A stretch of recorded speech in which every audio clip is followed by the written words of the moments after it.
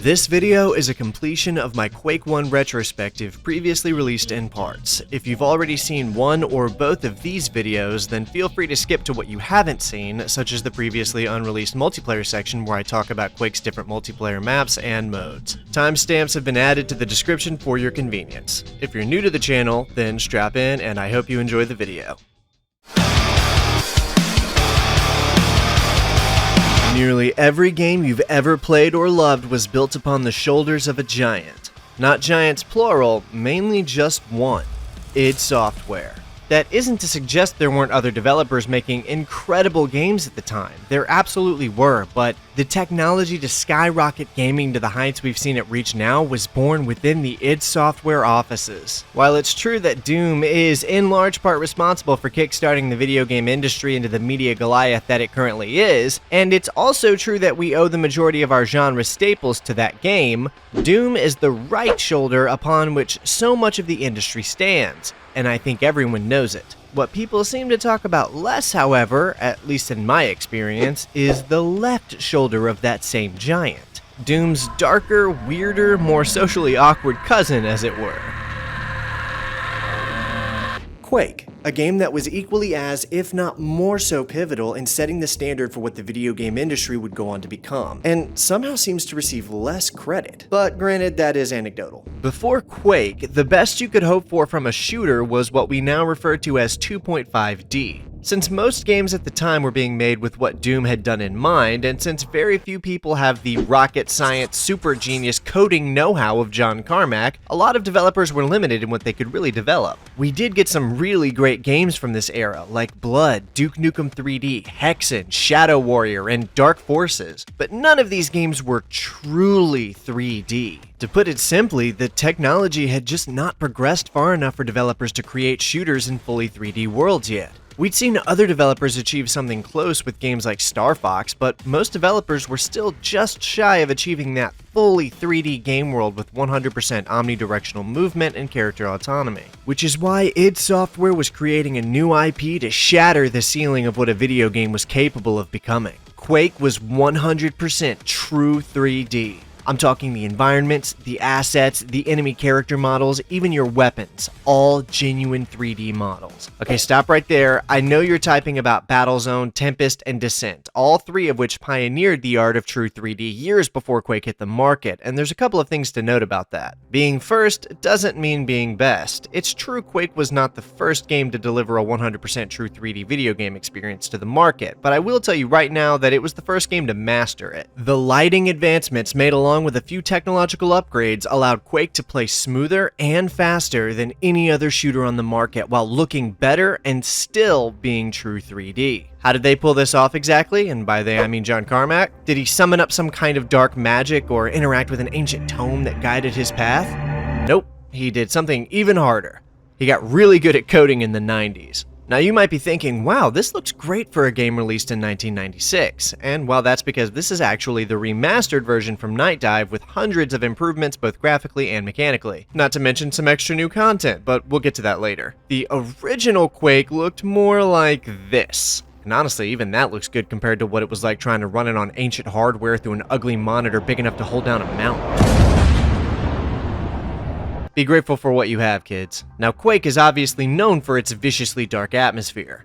A Lovecraftian, horror-adjacent, hyper-violent first-person shooter. Cold steel interiors mixed with blood-crusted ancient stone buildings opening ever rarely into the blackened skies, accented only by the purple clouds that soar above you. Grotesque interdimensional monsters and tortured bodies strung up to the walls hung to suffer forever as they writhe about in agony. So it may surprise some of you to know that the origins of Quake go way back to before the original Doom had even been released, to a time when the founders of id Software sat around a table playing none other than the whimsical fantasy tabletop game called Dungeons & Dragons. The party called themselves the Silver Shadow Band, and each member of the group represented a core stat of the game itself as they rode upon the back of a silver dragon taking on jobs in their fight for justice. And their band of heroic warriors was a character named Quake, who wielded a powerful hammer that was capable of devastating entire buildings with its magic.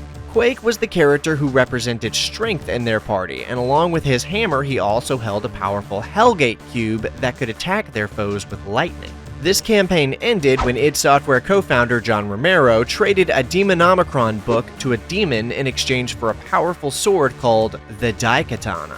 So many ideas born from this single D&D game. But our focus is on Quake right now, a game that was at the time being conceptualized as a melee-focused fantasy game. I'm talking magic spells, swords, wizards, the whole deal. This was after they had decided not to call it The Fight for Justice and make it a 2D side-scroller, by the way. Needless to say, the development of this game was pretty troubled at the time. It ended up going through various concepts and iterations, with the whole team going back and forth on what they even wanted the game to be. As development continued, the team began to conceptualize the title as Time Quake, because they wanted the slipgates to transport players to different time periods and locations. They then had to deal with a legal issue because some German company apparently owned all of the iterations of the word Quake they wanted to use, or so I read. I tried to do some digging to find out what this was about and what company they had to bargain with to use the word, but I couldn't find anything except this tech company called Quake Global. So I guess if you have any info on what I'm talking about here, drop it in the comments. Eventually, the game we now know was carved out from the many iterations of its past concepts, and we received the dark, Lovecraftian-inspired first-person shooter that would revolutionize the industry. What I really want to talk about, though, is the driving narrative force behind this game and the universe within which everything we're all so familiar with occurs. Now, there's already a lot of really great videos out there about this game that talk in depth about the incredible technological feats accomplished by Carmack, or go super in depth about the level design, gameplay, where to find the secrets, and things of that nature, many of which I love. Creators like Ahoy and Civi11 have handled that way better than I ever could, even if that lens was my strong suit, which it isn't anyway. I want to focus on the things like what these levels and enemies are in relation to the world building and in-universe lore we encounter. So that's what we're going to explore here as we dive into the universe of Quake. If you enjoy the video, I'd ask you consider hitting the like button because that really does help me out in the algorithm and ensures I'll be able to keep delivering you more content like this. And if you want to be notified as I release more Quake videos in the future, then hit that subscribe button as well. Everything that happens in this game is actually the result of attempts to experiment with teleportation technology. The government called this new tech slipgates, and were able to instantaneously teleport whoever walked through them to another location entirely. They were still learning how to use and control the technology though, and because of that there were clear vulnerabilities in their engineering. Humanity was playing with forces beyond what they were prepared to face. By opening these slipgates, humanity opened the door to other dimensions and caught the attention of a malevolent entity who utilized the opportunity to invade the Earth and begin killing humans. This entity has been given the codename Quake. We play an unnamed soldier tasked with entering these slipgates in order to learn what we can about this entity and its army, so we can try to find a way to stop it or die trying. Players now refer to this character as Ranger, and that's been kind of accepted at this point, but back then, he had no name, because he was you.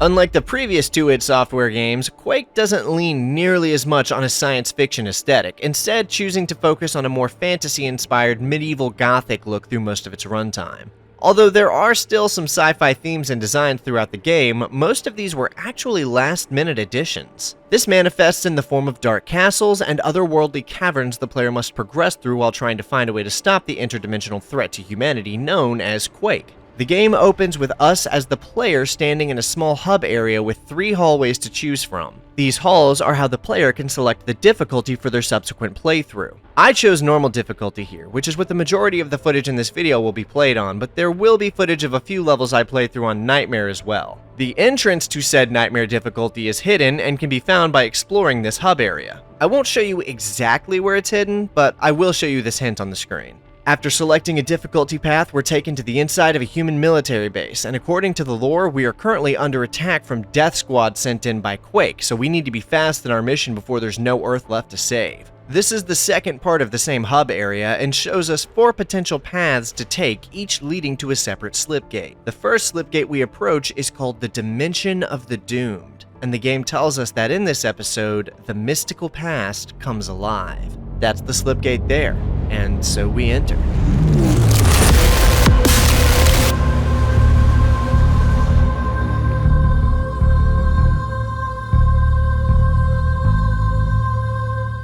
Within a few seconds of entering the first level, we encounter our first enemy. The grunts are human soldiers, very much like yourself, who have had their brains rewired by one of Quake's probes to elicit a super pleasurable reaction every time they take a life. They're one of the more common enemies you'll have to face, so go ahead and get used to killing mind-altered humans. Also, like you, they've all been armed with the standard issue shotgun, which is good because we'll be needing that ammo. The Dimension of the Doomed is made up of 7 main levels and 1 secret level, which means our goal is to find that slipgate so we can use it as our starting point to enter Quake's domain where these things are coming from, and then learn what we can about it so we can find it and kill it. Also, this is obviously one of the most iconic Quake maps ever made because it's the first one of the game, and is one of those maps that has been dialed in so well in terms of speedrunning that I'm not sure we'll ever see a new record at this point. There's so many elements of this map that were done specifically to show off the improvements of this engine over the previous one, as was a rule by this map's designer, John Romero. It's a fantastic map and makes for a great introduction into the game, but we can't forget that our goal here in the Slipgate complex is to find the gate where Quake's forces are coming through and take the fight to their home turf. Once we clear out the complex and find the Slipgate, it takes us into another realm of existence entirely. This level is called the Castle of the Damned, and instantly you'll notice how different the design here is from the last mission. The steel corridors and metal interiors have been replaced with cold stone and old wood to represent that this is very much a castle, although it doesn't seem to be one in our own home dimension given the purple skies above us. This medieval fantasy aesthetic will be one of the more common ones we'll see throughout the game. Also introduced in this level is one of the more formidable common enemies we'll be facing. The Ogre is a large, monstrous beast sporting a chainsaw in one hand and a grenade launcher in the other. Despite how common they'll be across these realms, they are still a very dangerous enemy that is liable to mess you up if you aren't keenly aware of where it is in relation to your own position. Given that it's equipped with both a brutal close-range attack and an explosive long-range one, these things are very deadly opponents to face off against. I'm going to spread these enemy explanations out across the levels, by the way, so don't take when I talk about them as a sign of their initial appearance in-game. That will be the case sometimes, but not every time. The castle we're in right now features a kind of aqueduct that flows through it, which introduces us to the fact that running water plays a pretty major part across many of Quake's different maps. In fact, swimming is commonly necessary to progress through the game. A lot of the secrets within this level are in the water as well, so although you don't need to spend much time in the water, there is a lot to find if you do. Moving through a massive gate referred to in-game as an arch, we progress deeper into the castle as we enter our third level titled the Necropolis, a dark underground catacomb built around a small subterranean lake. Here we'll find out that not only is this castle we're currently in massive, but that it's been built with these enormous underground catacombs in mind. Fittingly enough, here in the Necropolis we also meet another new enemy type.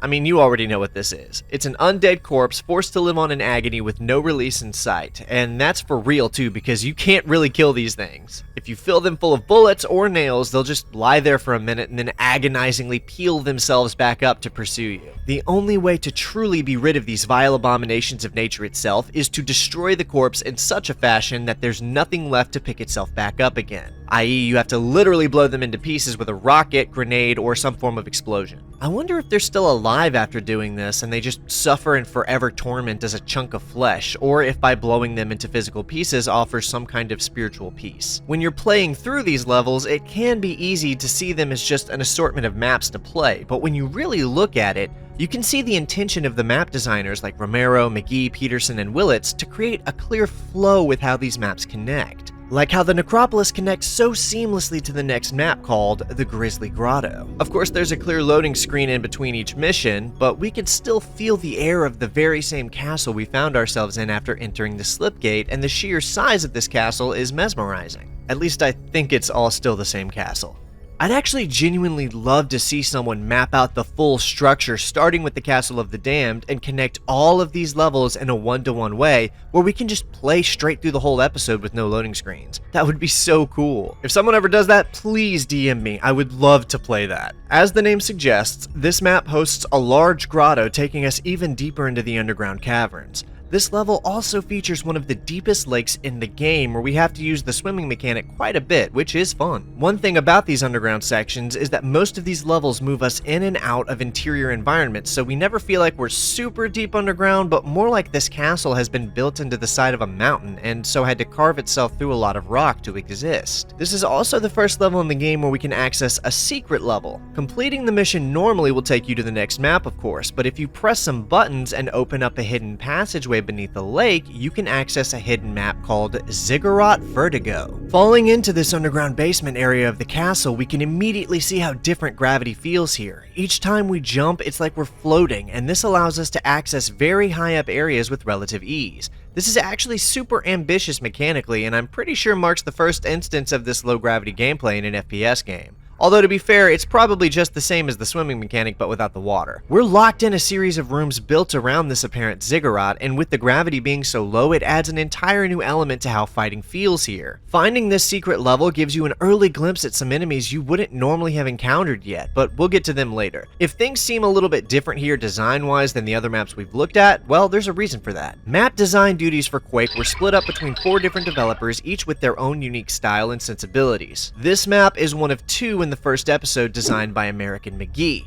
Excluding the first level we talked about by John Romero, the rest of Episode 1's maps were handled by Tim Willits, who, in an interview with NoClip, said that idSoft were being pretty haphazard about how they were designing the maps, letting each dev just kind of do whatever they wanted. This resulted in a pretty jarring gameplay experience, which I think actually benefits the game's unsettling atmosphere, even if it wasn't intentional. Each of the 4 developers had an episode where they handled the majority of the maps to try and maintain at least some level of consistency, however. Episode 1 features maps predominantly by Tim Willits. Once we fought our way through that hidden section of the castle, we're able to find our way back on track to the next level titled Gloom Keep, which opens back up into a valley in the mountain we seem to have been fighting through so far. This keep feels almost like its own subsection of the castle with how different the design is.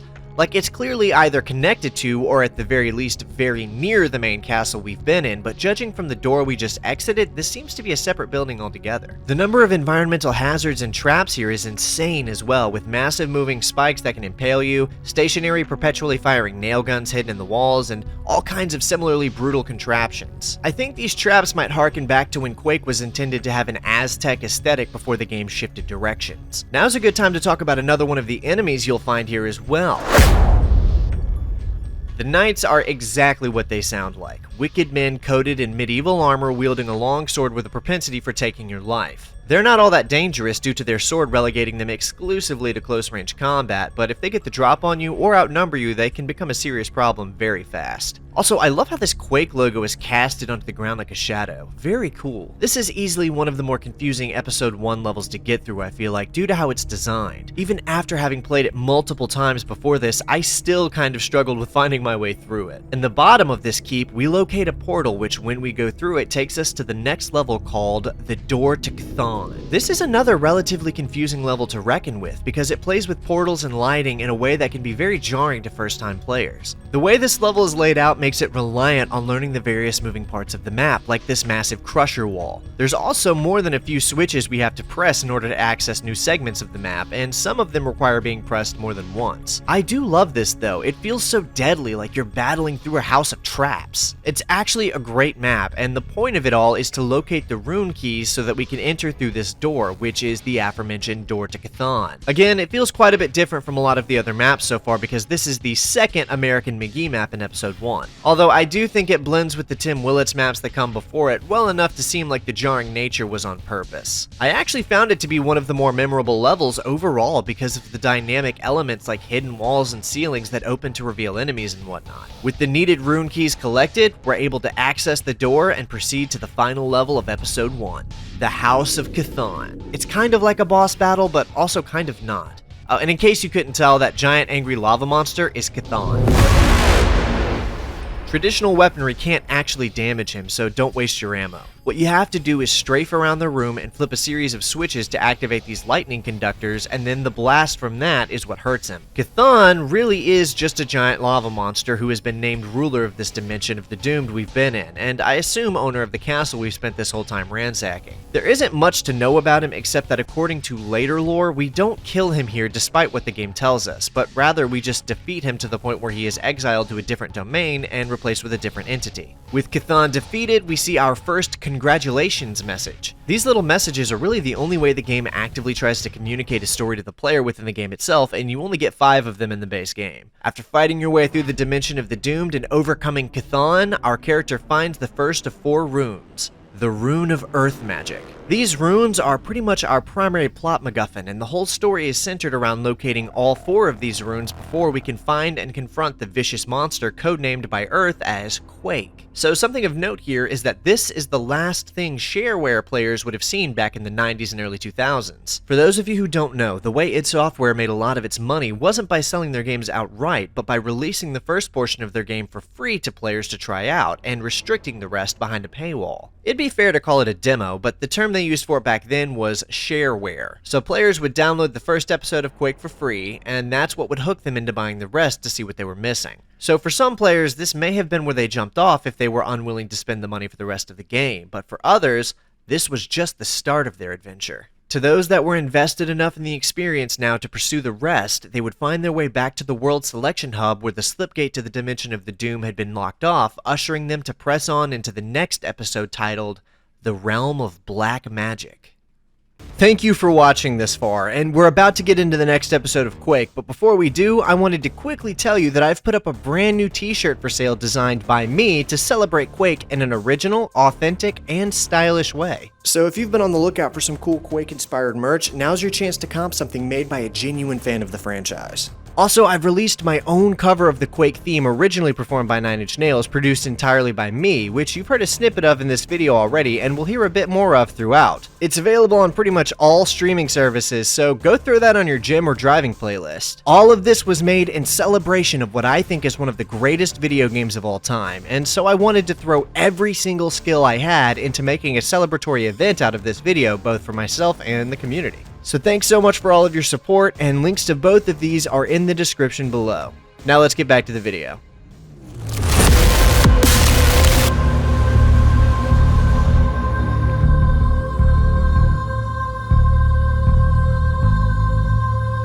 With the Rune of Earth Magic now in our possession, our goal has become plunging through the second slipgate in search of the second rune. The first location we find is called the Installation, and seems to be man-made, although no less overrun by the monsters under Quake's control. This sci-fi aesthetic is a good indicator that we're still inside the human facility on Earth, which is actually where the first map of every episode is set. This is a great time to talk about one of the lower level enemy types we've been fighting up to now.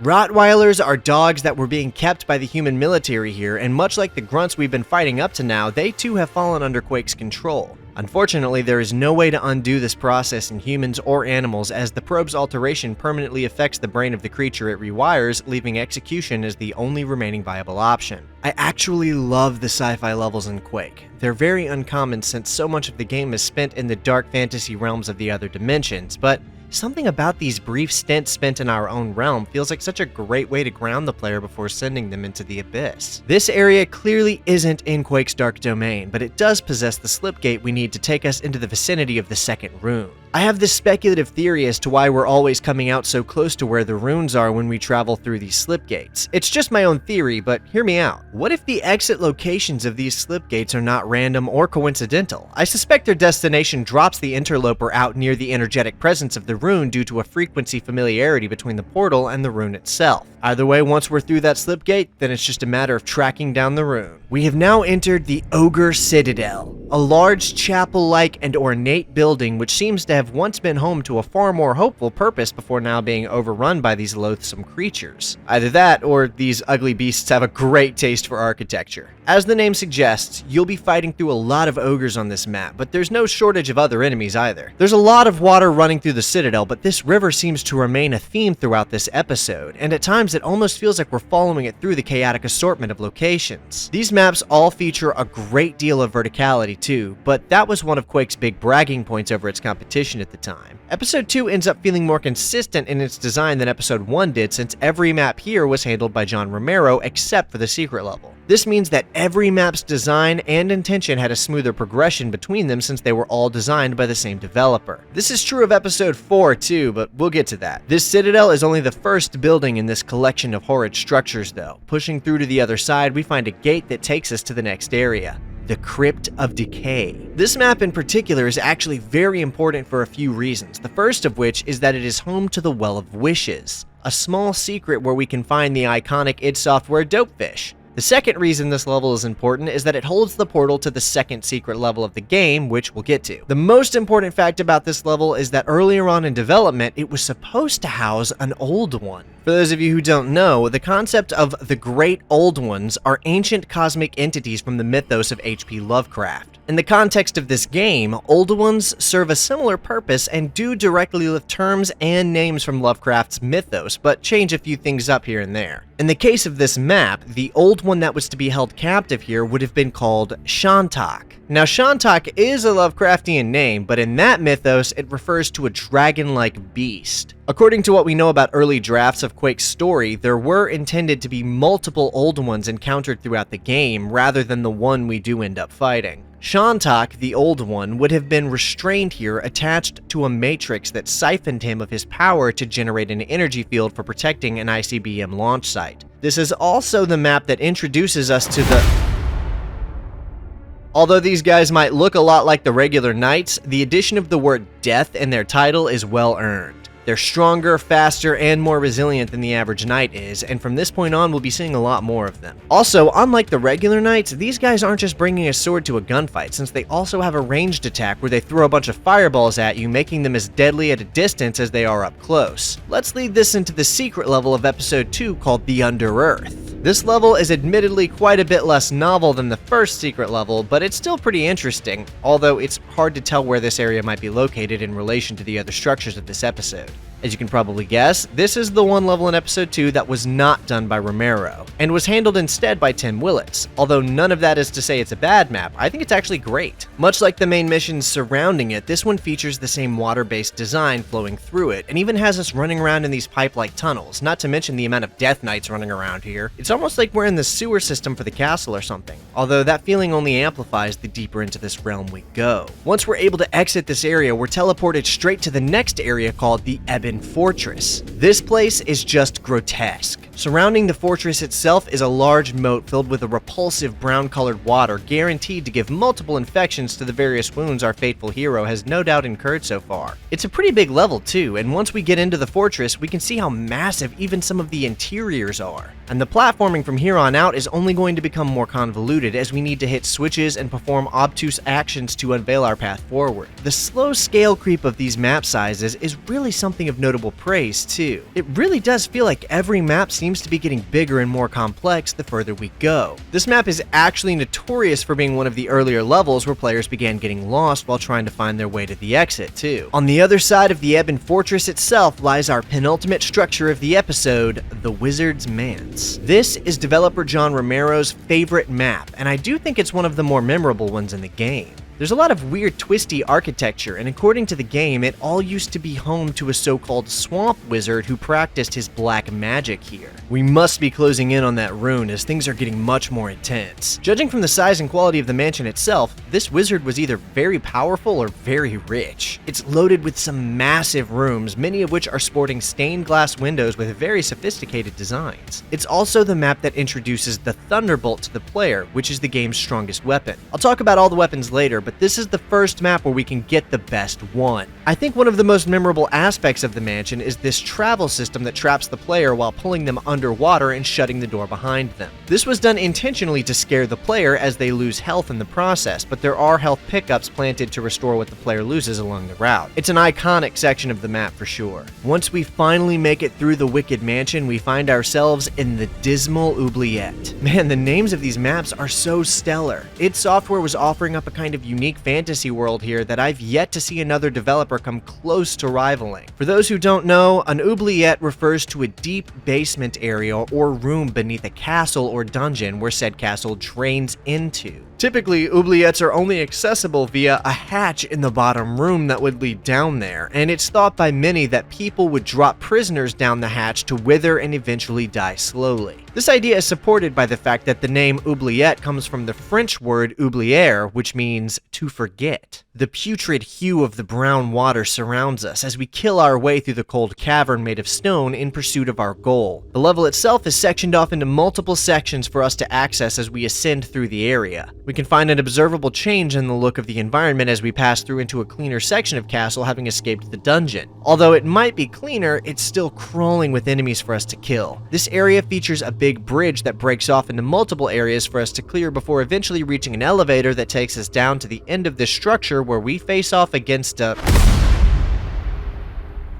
The Vor gives off serious body horror vibes, as its top half is humanoid with the bottom half resembling an arachnid of sorts. Earlier on in development, this thing was referred to as a Shalroth, a name originating from the D&D campaign the devs ran at the time. It was changed during development to Vor though, a Latin term meaning to devour. This wretched creature has no eyes because according to Romero, its native realm is dim, humid, and horrific.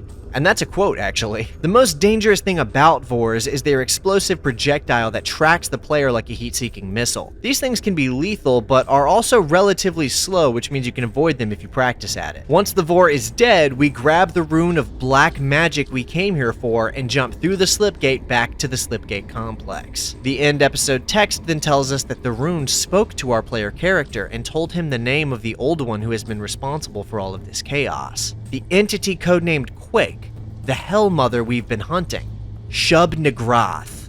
We also learn that once all 4 runes have been collected, the gate to Shub-Nigrath will open, allowing us to face the witch goddess herself in her frightful otherworld cathedral.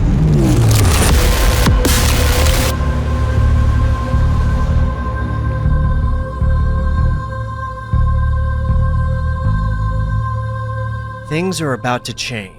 The previous 2 areas we traveled to were dark, but not like this. The Netherworld is described in-game as a place of primal fear and a strange dimension. This 3rd rune will demand more of us than anything we've seen so far. Entering the Slipgate, we're taken to a station called Termination Central. I read that at one time these sci-fi areas were planned to be ancient Aztec entry points before the team decided to bring back sci-fi elements and traditional FPS mechanics. There was even a whole texture set prepared by developer Adrian Carmack, no relation to John Carmack, but because developer American McGee was uninspired by the Aztec look, they were not used for the main game. As for lore, apparently the first level of each episode is made in this theme because they're all different sections of the same secret military installation that was experimenting with Slipgate technology and has now become overrun by Quake's minions. This was supposedly decided pretty late into development, but I love it. Things haven't gotten too insane yet, but we are dealing with an oddly laid out map so far. Navigating it was immediately more of a challenge than previous levels, and that will be an ongoing trend for the rest of the game from here on out. It doesn't make things any easier that we have to contend with a new variation of the Grunt enemy either.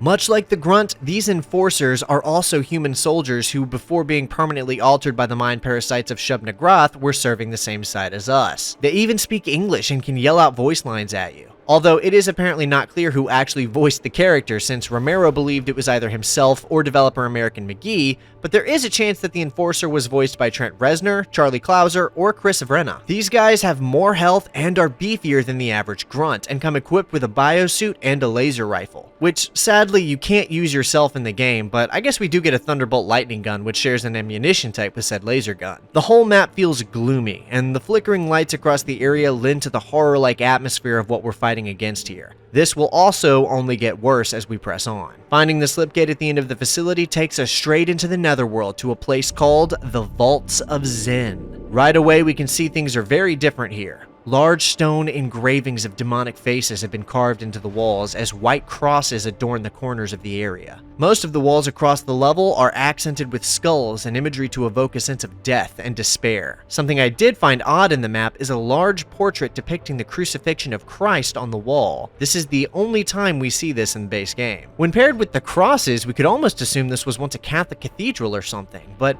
given that we're in a completely different dimension here, to have Christian imagery adorn the building like this feels like an odd choice. Unless the implication was that Christianity exists in all dimensions, although given who designed this map, I seriously doubt that. It's especially strange because I'm pretty sure the Netherworld in this game is supposed to be hell, or at least a hell-adjacent dimension given that it houses the rune of hell magic.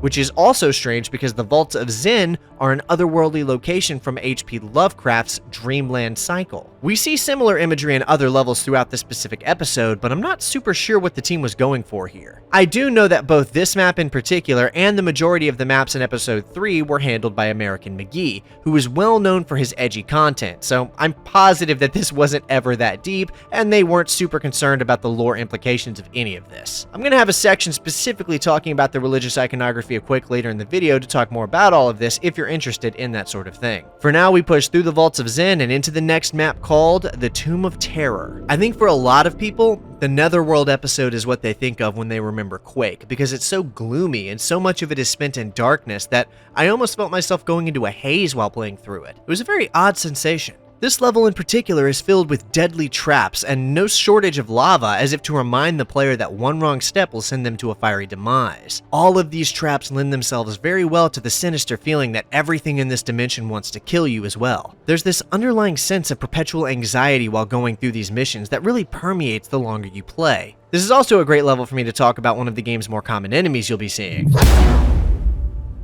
The Fiend, also referred to in the game's files as the Demon, is a ghastly creature with a hunchback and sharp-bladed arms that it leaps long distances to slice you with. It also has razor-sharp teeth and no eyes, so it must be going off of scent or sonar or something. We're led to believe by Romero that both this creature and the Vor are from the same dark realm, which is why neither of them have eyes, as they don't need them. The fact that it was planned to be called a demon at one point also lends credence to my earlier assertion that this may have been intended to be a hell-like dimension. They can be deadly on their own, but are especially dangerous in groups. They're also similar in appearance to a creature from the Lovecraft mythos called a ghast. At the end of our time in the Tomb of Terror, we'll find a portal that teleports us to our next location called Satan's Dark Delight, a heavily water-based level featuring an area where you have to wait for this moving platform to progress. This is about the time in the game where things start to feel more and more maze-like, and it only gets harder to navigate from here. In terms of verticality, there was no other game on the market that could even get close to what Quake was offering at the time. The meticulous design of this level is quite literally omnidirectional. They accounted for the design to take you up, down, left, right, forwards, and backwards. I think you could make an entire video essay on just how incredible both the aesthetic design and meticulous layouts of these maps are. To call it a masterclass would still be selling it short. All of the moving parts we see in this level are the exact kind of thing that helped Quake cast a dark shadow on the rest of the industry by showing it not only what was possible, but also what everyone else had yet to achieve.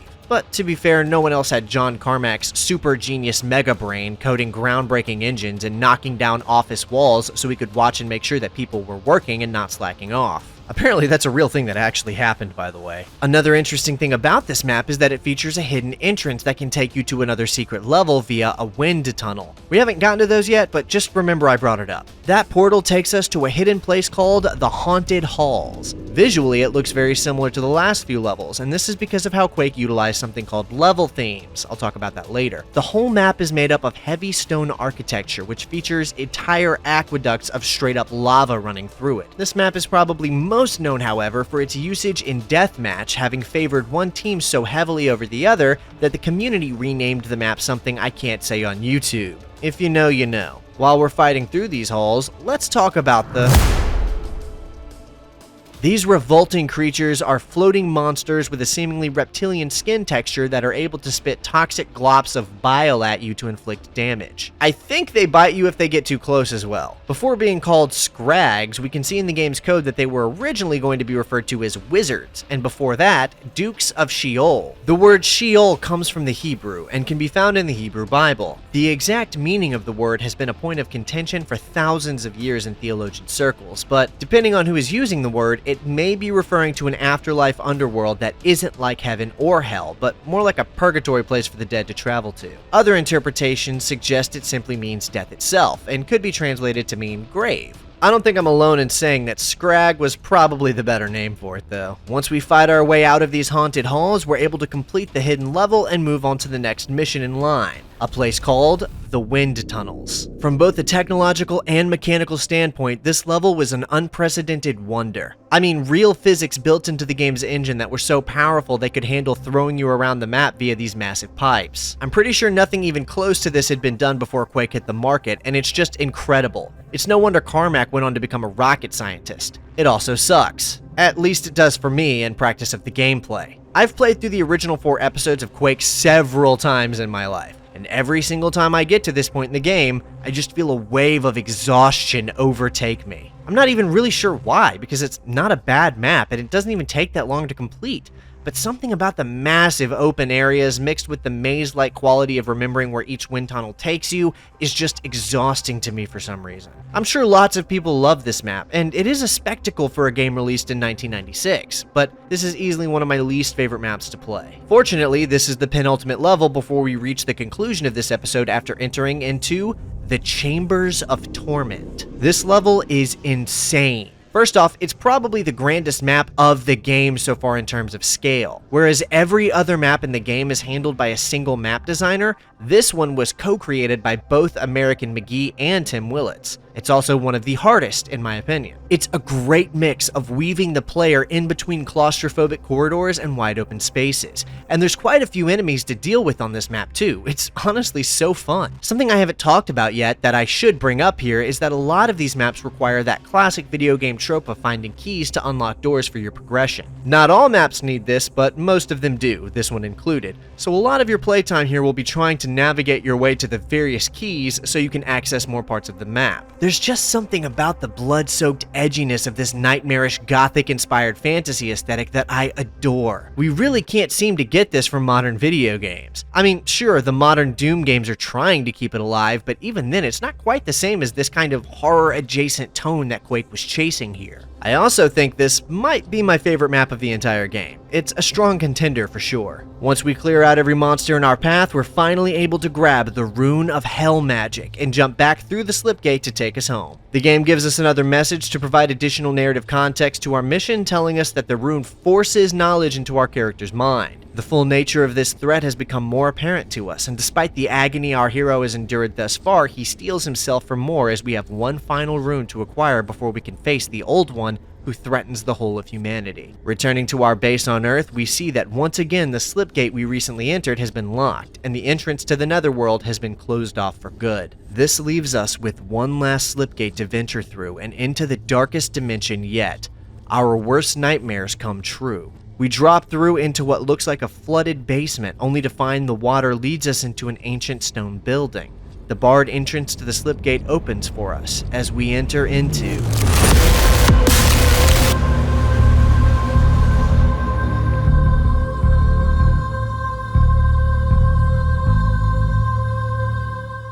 Entering the portal into the Elder World, we arrive in the first map of the game called simply the Sewage System. This level continues the game's tradition of starting every episode on a map themed with the sci-fi aesthetic of the id-based level theme. I personally loved this. It always felt like such a fun whiplash after spending so long in the medieval fantasy theme levels when I started each new episode back in the sci-fi futuristic Earth look. Now, I feel like reception to the overall levels of the Elder World are kind of mixed. It's well known how they're notoriously more difficult and abstract than the first 3 episodes, and are considerably more Lovecraftian as well thanks to Sandy Peterson's adoration of the Lovecraftian mythos. Some people don't like Peterson's maps due to their convoluted nature, but I love them. The Elder World is probably my favorite episode because of how dark and abstract it all is. Whereas the previous 3 episodes can all be completed in roughly an hour or less each, this one will probably take you a bit longer to overcome if you're not familiar with it. Unlike the more brazen darkness of the Netherworld, these levels feel dark in an esoteric way that seems to escape your concepts of what reality even looks like. This map isn't a Peterson map though, it's a Tim Willits map, and he does such a great job of incorporating verticality while utilizing the water physics in a satisfying way that feels good to play in the game. It's the only Earth-based level 1 map not handled by Romero, and the only level in episode 4 not handled by Peterson. Although I have to wonder why there would be a slipgate hidden in the facility's sewage system. My only explanation for this is that the higher-ups were hiding it here because they wanted to hide access to the Elderworld away even from their own people due to just how dangerous it was. This means they knew they were playing with fire here. When we finally enter the slipgate into the Elderworld, we're greeted with this. I mean, just look at how cool this map is. The map is already feeling like we've entered somewhere we are really not supposed to be. This is the Tower of Despair, and it becomes very clear very quickly that things are not only going to be quite a bit harder from here on out, but also more perplexing. We can see how Quake has now fully realized its promises of dimensions beyond our comprehension, as this part of the map tries to trip you out with how its water isn't real and is simply a thin layer between you and the room below. More than that, we have to learn how to navigate these portals in a way that helps us access otherwise inaccessible parts of the map. Also, this feels like a great time to talk about an enemy we've been fighting this whole time that I haven't acknowledged yet. I would argue that the Shambler is the most iconic monster from Quake, and it's no question why. These towering monstrosities can tank swaths of your ammunition and deal out devastating blasts of pure lightning that can end you almost instantly. The name Shambler is clearly another reference to the Lovecraft mythos, as he wrote of creatures called dimensional shamblers in 2 of his stories that were described very much the same as the shamblers we see in this game. It is a topic of much debate whether or not these things have fur, with even Romero giving contradicting answers to this question. In the years since, we've received various descriptions and depictions of shamblers, and the common consensus has become that their having fur or simply muscle and flesh is contingent on the climate within which they reside. Fair enough answer in my book. What we do know for sure is that shamblers feed on rifts created in space-time by slipgates and the other monsters. Escaping the Tower of Despair, we find ourselves at the Elder God Shrine. Peterson was really flexing his insane tendency for abstract map design here too, because this map is crazy. The majority of his maps utilize most of, if not all of the available level themes. One of the most recognizable parts of this map for me was when we take an underground pool that leads out into a graveyard where a multitude of zombies are shuffling around. I love this location too. It's the only time we see such a recognizable outdoor area like this across the game that I can think of. This graveyard opens up into a long series of winding maze-like corridors that make it easy to get lost without realizing it, especially since so many of the walls open to reveal enemies or secrets. You have to pay attention to where you are here, or you'll find yourself running across a floor that retracts away from you. Once we wind up in the horrid tunnels of this desolate location, we're introduced to a new enemy we've never encountered before called the... These little things are pretty universally hated by Quake players due to how deadly and dangerous they are. They're native only to the Elderworld so far as the original game is concerned, and can jump very far, very fast. Even worse, they erupt into a massive explosion when killed, which can deal crippling damage to the player. They only show up in the game's later levels due in part to how difficult they are, but also because they were conceived fairly late in Quake's development. If you can push your way through these dark hallways and survive the explosive spawn enemies, then you will find the large gate into the next area called the Palace of Hate. And man, that's a pretty apt name given how insane this level is. The gate from the shrine takes us deeper underground into a palace-like structure, complete with massive chambers and strange layouts that seem to lead back into themselves in a confusing fashion. The game has pulled out nearly all the stops now, the maps are bigger and more imposing than ever, and the enemies are higher in number than before. It's so intense that the map offers a small pit of water called a healing pool to help the player survive this labyrinth of a level. I'm not sure what I could say to properly explain how overwhelming this map felt to me in my initial playthrough, honestly. The size and design had me questioning where I was repeatedly and looking for landmarks to try and note where I was and had been to make it easier to navigate the place. We can even find one of the game's more common small enemies that I haven't talked about yet.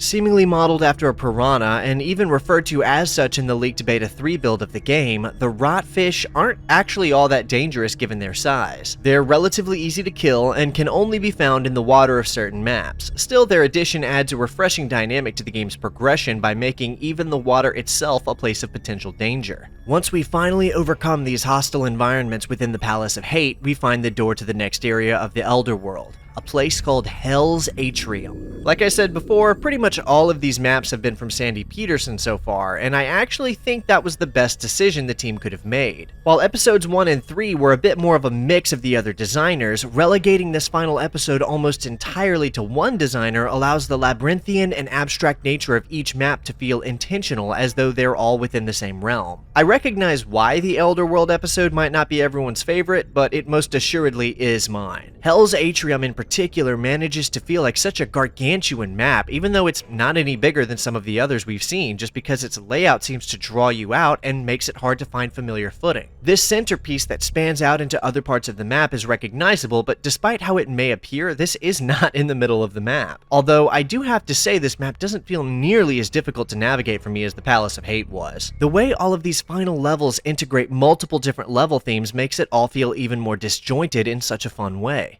This is the final map of the game with 2 exits, although this map's secret exit is particularly well hidden from you if you don't know where it is. I can tell they did this on purpose with the poles, knowing players would try to bypass the level just to see if they could, and that's why this message appears warning the player to go back and find the Thunderbolt if they haven't yet. Of course, we're going to talk about the secret level of the Elderworld, accessible at the end of Hell's Atrium. Going through the secret door takes us straight to the Nameless City. It's actually a pretty ambitious level by Quake standards too, and it's the only map that actively attempts to look like a small town in any way. Of course, this is another reference to H.P. Lovecraft, specifically his short story also called The Nameless City. If you hadn't guessed it yet, a lot of Quake's Lovecraftian elements came from Sandy Petersen, although not all of them are due to him alone, as other members of the team did contribute a lot of the Lovecraftian references as well. And speaking of Petersen, this is actually one of his less overwhelming levels. It's still big, but I'd call it a medium-sized map in relation to the other maps within the game, although it definitely still has a kind of puzzle-esque nature to its layout. It's pretty unique in that it's the only area to try looking so blatantly like a small town, but I'd say that's the most interesting thing about it. I do have to wonder why these monsters are here and what happened to the population of this city. Was it once a bustling town of life before the forces of Quake overran it? Hard to say. Completing this level, we're put back on track to our goal as we enter the Pain Maze. And I'll tell you now that it's another very accurate map title. There's a lot of bizarre architecture filled with hordes of malevolent monsters, all here to kill you and defend the unholy altars. Oh yeah, and speaking of, this level introduces something that would go on to become more commonplace in id Software games down the line, but was kind of unprecedented at the time. An objective. I'm not talking kill all the enemies or collect all the keys. This level gives us a genuine in-world concept that we must complete before we can move on to the next area. We've seen things in this vein before, but there's something about having an actual task to complete that seems to progress a narrative context that makes this level feel very special. This isn't just flipping switches. That task is to defile the unholy altars. Walls in the game made for these abominations to worship the wretched witch goddess Shub-Nigrath. Don't let my adoration of this concept mislead you into thinking this level is a fun time though, at least not in the casual fun sense. This pain maze, as it were, is in actuality a temple, and you can tell from the architecture that it has been designed with reverence to the evil old one in mind. The stone walls and stained glass windows are kind of a dead giveaway. Although everything here wants to kill you, and they're pretty frustrated about you defiling their unholy altars like that. This level also makes it very apparent why the other developers thought the spawn enemy should be saved for the final episode, because those things are brutal to fight. Once we reach the end of this level, we enter our final map of the episode, Azure Agony. The first thing this map does is drop a shambler on top of us, by the way, in case you weren't convinced this was the end of the line. The Azure title is also very fitting since the whole building is saturated in a perpetual hint of hazy blue. It almost feels like we've wound up in the abandoned chambers of an ancient society of powerful mages or something. I'm not exactly sure what this place is supposed to be, but it's massive and filled with moving parts. It also had the largest file size of any map from the game, which is very fitting since it's the last real map here. Although I do have to say it's quite a bit less intense than the map that precedes it. I know the usual expectation of the final level would be the hardest, most enemy-dense map imaginable, but this is not that. Instead, what we get here is something more vast and empty feeling, almost like it's building anticipation. You'll spend most of your time on this map trying to solve the puzzles rather than killing monsters. which is kind of cool. It seems to inject a trepidatious atmosphere of anxiety in you since there's so few enemies comparatively to how massive and empty this building is. Of course, all of this is in pursuit of one goal, the final rune. We've collected all 3 of the other runes, and we've only got one left to go, the Rune of Elder Magic. Once we solve the puzzles of this vacant, bewildering building, access to the rune is granted, and we swipe it on our way out of the Elder World and back to Earth. Our end episode text comes on screen to fill us in on what this all means and tells us that we now have knowledge beyond morality, and even beyond life and death. Shub-Nigroth plans to eradicate all life on Earth, and we are the last thread of hope holding together the very fabric of reality itself. If we fail, then existence as we know it will cease to exist. With the power of all 4 ancient runes, we are able to blast open the gateway to her dark dimension as we prepare for our final confrontation. The game itself tells the player that if you defeat her, you will be remembered forever as the savior of the planet. If she conquers, it will be as if you had never been born. Returning to Earth, we see that we used the reality-altering power of the runes to blast open a new pathway directly beneath the facility we've been operating out of. A winding staircase takes us down an ancient portal where text appears on screen to tell us that Shub-Nigroth awaits us. One final battle to save reality itself. Dropping instantly into a pool of bacteria-infested still water, we are immediately swarmed by rotfish that we have to kill before making our way to a portal that looks unlike any we've seen before. Whereas previous portals were a purple color, this one is orange, like the color of lava. No turning back now. We leap through the portal and find ourselves face to face with the Old One herself. Codenamed Quake, known also as the Hell Mother, All Mother, and the Witch Goddess. Also taken from Lovecraft lore, she is the only Old One we encounter in Quake, although the original plan for the game was to have our hero encounter multiple Old Ones that she had imprisoned across the game and free them to help us stop her. These plans were scrapped, however, likely to save time so the game could release sooner. Over many strange aeons, she has imprisoned a multitude of dimensions under her rule, and once humanity discovered slipgate technology, she was made aware of our existence and planned to bring us under her control as well by altering the slipgates to lead into her dimension so she could send her forces through. Her plan was to acquire the 4 runes of ancient magic and use them to wipe humanity out and take Earth as her own. But we got to them first, and now that the runes belong to us, even death may die. This level kind of makes up for the more relaxed tone of that last mission, because this one is very intense. We have to fight our way through multiple Shamblers and Vors, both of which are basically the strongest enemies in the game, all the while the Old One rests wickedly atop an island in a lake of pure lava like the inverted root of an evil tree jutting out from the ground. Although there is no direct interaction with the Old One here, as she cannot attack you directly and your weapons have no effect on her. This isn't really a boss battle, it's more of a final level loaded with a dozen of the game's most powerful enemies for you to take out in a small arena filled with deadly traps meant to kill you. There's only one way to kill this interdimensional monstrosity though, and that's with interdimensional weaponry. Yeah, we have to wait until that portal receiver goes through her organic brain and jump through this portal gate to telefrag her.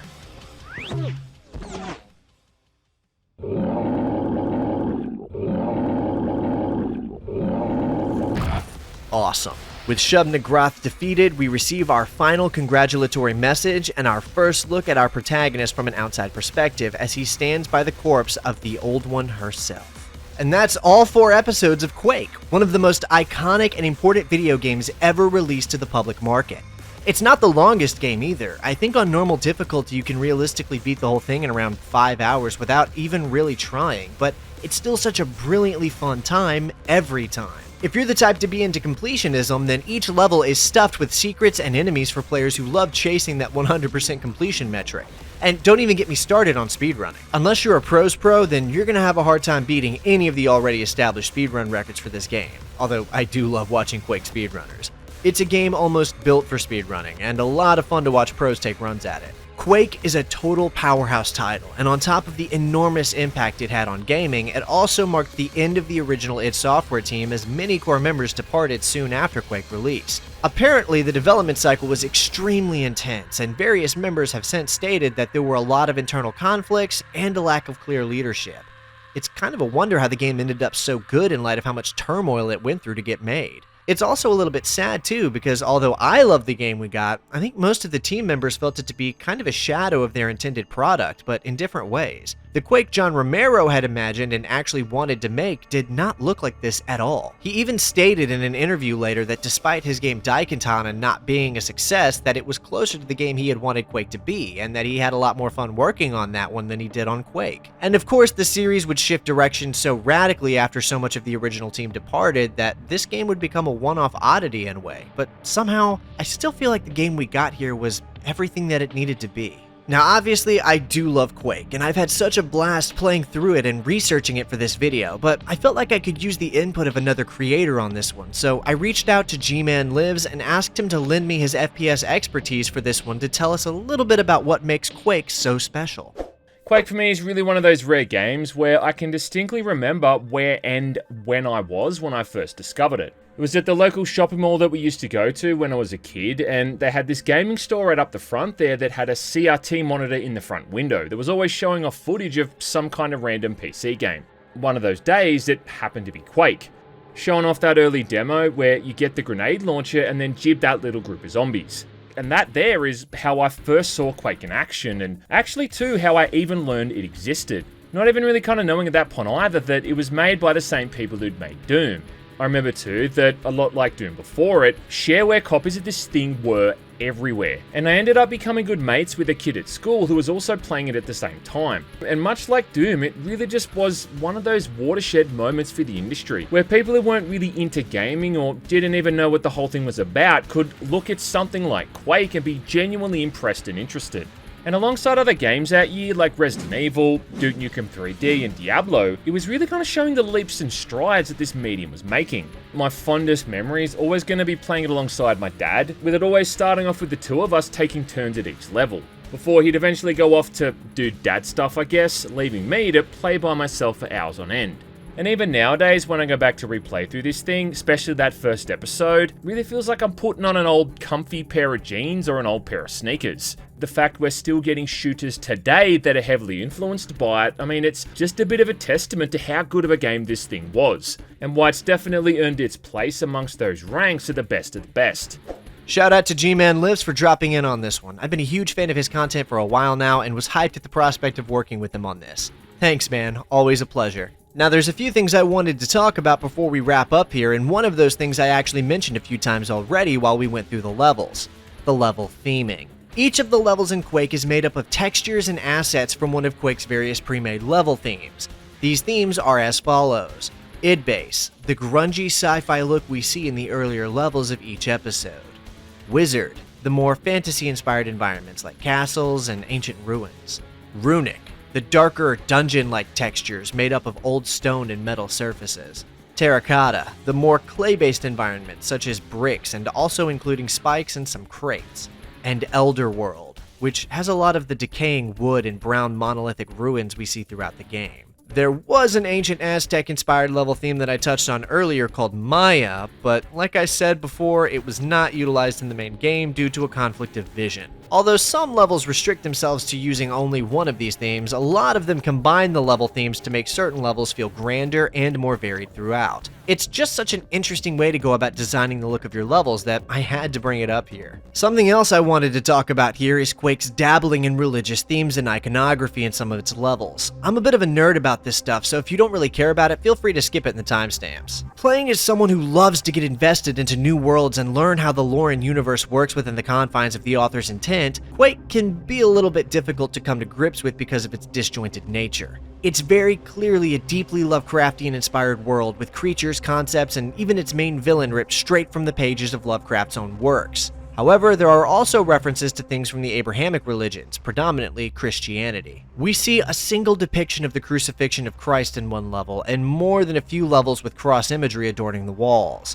This is all mainly in the Netherworld, which I think is being implied to be Hell itself, given that it's where we find the rune of Hell magic. This would not be all that surprising given that the entire premise of Quake's own predecessor in Doom is about going to Hell. Even Hell itself is a concept from the Abrahamic text, again in this instance clearly the Christian Old Testament interpretation. Now if you're thinking to yourself that the answer to this is that John Romero and American McGee just liked the edge factor of including those things in the Hell-based episode's levels because it was super edgy by 90s standards, then well I'm sure you're actually right about that. It's no secret that some of the team members, Romero in particular, were not overly fond of Christianity and conceptualized the nail gun to jokingly shoot the mural depicting Christ in-game. Although Romero has since stated that it was never his intention to offend anyone with the games he worked on, which is why I say they were just being edgy at the time. It really is probably not that deep from a lore perspective, and Quake's own concept was having massive world-altering changes made to its lore design even right up to its own release due to development conflicts within the team.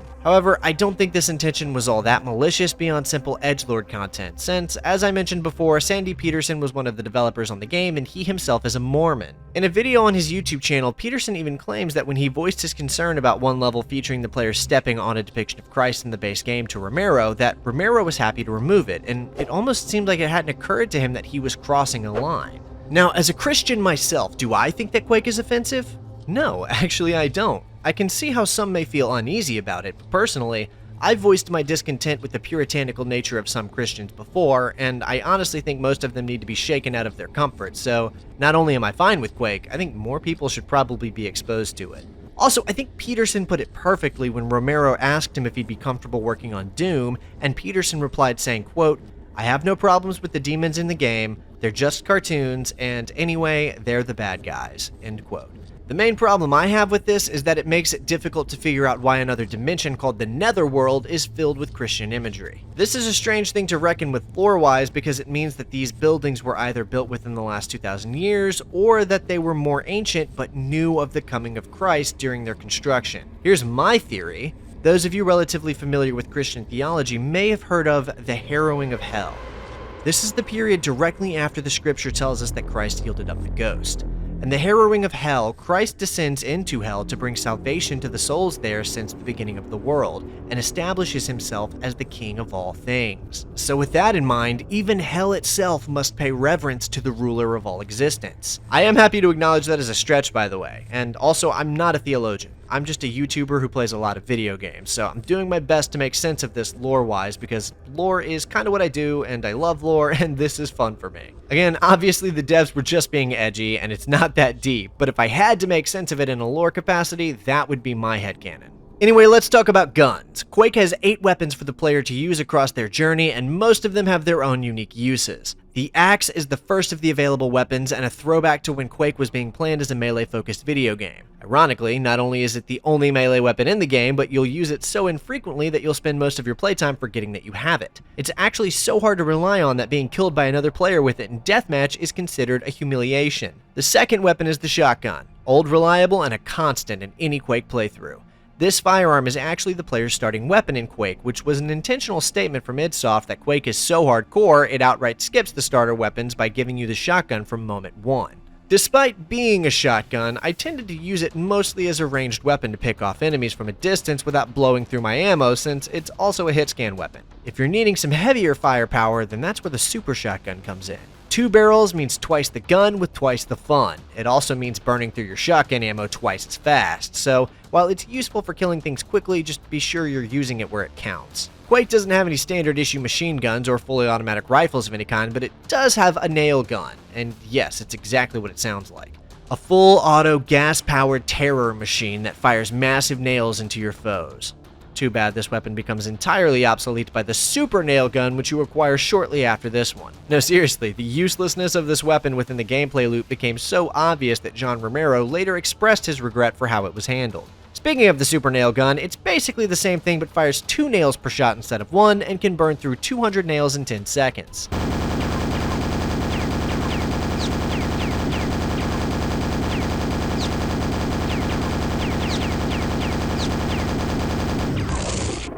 The thing is an absolute beast and will become a mainstay in your relied upon weapons in the game. Of course, most of the more hard-boiled enemies in the game will require a more explosive solution, and that's where the grenade launcher will come into play. Although there's a bit of a learning curve to using it due to splash damage and the fact that unless it hits an enemy directly, it will bounce around for a few seconds before exploding. This bouncy element makes it one of the most useful weapons in the game to have though, especially if you're running backwards from an enemy and want to bounce the grenade off a wall and around a corner. Most of this stops mattering when you get the rocket launcher though. I don't want to call it the end-all firearm of Quake or anything, but if we're being honest, this is going to be your primary weapon, especially on harder difficulties and in later episodes. Then we have the game's answer to Doom's BFG called the Thunderbolt, also known as the Lightning Gun. It's easily the most powerful weapon in the game, and it's a hit scan weapon capable of doing tremendous amounts of damage at once. Just don't fire it underwater unless you've either got a protection power-up or a death wish. It's thought that this weapon is an attempt to execute on idSoft's original idea of the player character in Quake having a hammer of thunderbolts. It's an awesome weapon idea, although ammo for it is pretty rare, so I didn't get to use it as much as I'd have liked to. All of these aforementioned qualities came together within the walls of idSoftware's office back in the mid-90s to create what would become one of the most important video games of all time. Although not as well known as its predecessor Doom, I think it would still be fair to call Quake an industry-shifting title. One that laid the foundation for even more revolutionary titles to come, like Half-Life, Hexen, and even Call of Duty. Something else I haven't mentioned yet, but you know I have to talk about here is Quake's original soundtrack. Whereas the Doom games were known at the time for their upbeat and aggressive MIDI music, id Software envisioned Quake as having a significantly more sinister and grounded OST to score its levels. The team managed to strike a deal with Nine Inch Nails frontman and lead composer Trent Reznor to compose an entire soundtrack for their game, and the result is the ambient industrial masterpiece we now associate with the game's different levels. Although the main theme is a classic banger, it's also one of the only tracks in the game that features such a traditional song structure, as nearly every other track in the game could be more appropriately referred to as an ambient soundscape than as an actual song. Of course, since the team were already fans of his work, the ammunition for the nail gun was embellished with the Nine Inch Nails logo on the boxes as a reference to the band since they were working together on this. The intention was to have songs that added to the atmospheric tension of each level without distracting the player from the fact that they were fighting their way through a nightmarish other world filled with chaos and anguish. Not to mention they wanted the tracks to be easily loopable since they didn't know how long players might spend in each level. Although due to a deal with Interscope Records at the time, the music had to be burned onto the CD and the disc would have to be inserted into the PC for the game to feature the music. This meant that for over 2 decades, downloadable versions of the game didn't feature any music. That included the Steam version. I actually remember very vividly going through an arduous process a few years ago to make my Steam version of Quake play the OST without needing the disc to be inserted. It was doable, but it was annoying and a little bit time-consuming just to play the game as it was intended. Eventually, in 2019, Reznor contacted idSoft about wanting to do a vinyl release of the Quake soundtrack, and a deal was made that benefited not only both parties, but also the players, since I'm pretty sure that deal is the reason why the Night Dive remaster features the original soundtrack restored to the game and all of its downloadable, no-disc required glory. Unfortunately, I haven't been able to use the actual soundtrack in this video though, since I'm pretty sure it's copyright registered, but I am a fan of the OST and think Reznor did a great job of nailing the atmospheric sound of Quake. Pun intended.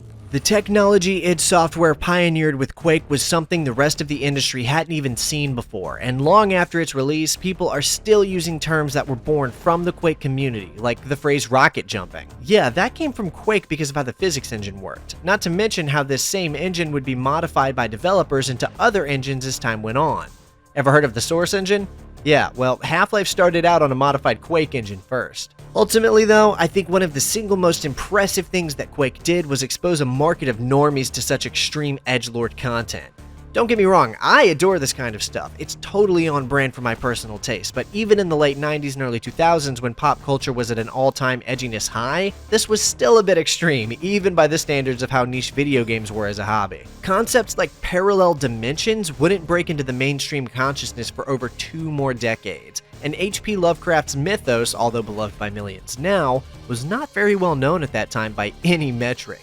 Back then, your average person would have no notion of the word Cthulhu, and even by today's standards, Lovecraft's mythos seems to be at its most profitable when cut with a cutesy look and drained of any actual bite. On top of that, I'm not sure this level of grungy, abstract, horror-like aesthetic has ever really been very widely accepted, back then or today. Quake was so ahead of its time in so many ways that I'm not sure the developers have even recognized it yet. We see ideas like the multiverse all the time now, and Cthulhu is 1 or 2 steps away from being a household name at this point, but in 1996, the average person would have no idea what the hell you were talking about if you brought any of that up. Moreover, even throughout its development, the team's own ideas of what they wanted Quake to be went through so many changes that what we actually got seems to be a combination of compromises that just so happened to meld themselves into a perfect storm of everything Quake needed to be for it to work. Despite seeing multiple sequels in the Quake franchise line, Quake has still not seen a real sequel. Mechanically, arguably, yes, but conceptually and narratively, this game stands alone. Quake is one of a kind. There is no other game like Quake. There are a strong handful of games, both commercial and indie, that are great in their own right and manage to resemble the shadow of some facets Quake expressed, be that narratively or mechanically, but no one game has ever managed to truly match Quake in the eccentric and, quite frankly, esoteric offerings that it has as a video game. To me, it stands as a total turning point in the medium of video games. Everything before and after Quake feels like two different eras of the industry, and I think that's for good reason. And that's why I'm convinced that Quake really did change everything in the industry the day that it hit the market. A gothic, Lovecraftian, horror-themed action shooter brimming with violence, explosions, and other dimensions all rests just on the other side of a single slipgate.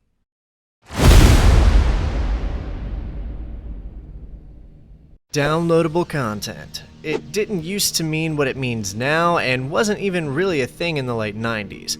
The idea of microtransactions didn't exist, and when a game was released, it was done. That was it, no more game, time to start working on the sequel. Sounds novel, doesn't it? Nowadays they just promise you content later and ask for your credit card number. The only exception to this was via a thing called expansion packs, or in Quake's case, mission packs. There were very few of these ever released onto the consumer market, at least in an official capacity, and I'm not going to cover anything not considered official here, and even then they were almost never made by the original developers of the game they were claiming to expand. This is the case for Quake's mission packs, of which there are 2, not counting the later add-ons. We'll get to those. The original Quake saw 2 official mission packs released for it within its lifecycle, developed utilizing Quake's engine and assets. Although neither of these 2 expansions were developed by id Software, a studio who were unfortunately facing a fateful hemorrhaging that would result in both the loss of various core members and complete shift in how their games were being made. All right, either everybody has to be contributing like up to this level or they need to get pushed out was not, that was not a great situation. Rather, separate, smaller devs were licensed out to handle the continuation of Quake's story, and continue it they did. Kind of. The first of these impactful expansions was called Scourge of Armagon, and was being handled by Hypnotic Software. Unfortunately, they're not around anymore, but they were responsible for a handful of landmark video games such as Sin and Legacy of Kain Defiance. Scourge of Armagon was their first real project, however, and they were taking it very seriously. Initially beginning development under the working title The Rift, this new mission pack aimed to introduce the player to new environments and enemies the likes of which they had not yet seen in the original Quake episodes. It was also completed in just 6 short months, which is honestly pretty impressive in my opinion. On March 5th, 1997, Scourge of Armagon was released to the public, boasting 3 brand new episodes, 3 new weapons, 3 new power-ups, 3 new enemies to face, and a brand new never-before-seen boss to take down. Not to mention an impressive, albeit quite different from the original, new soundtrack to score the visceral brutality of this new adventure, composed by Ji-Hoon Hwang.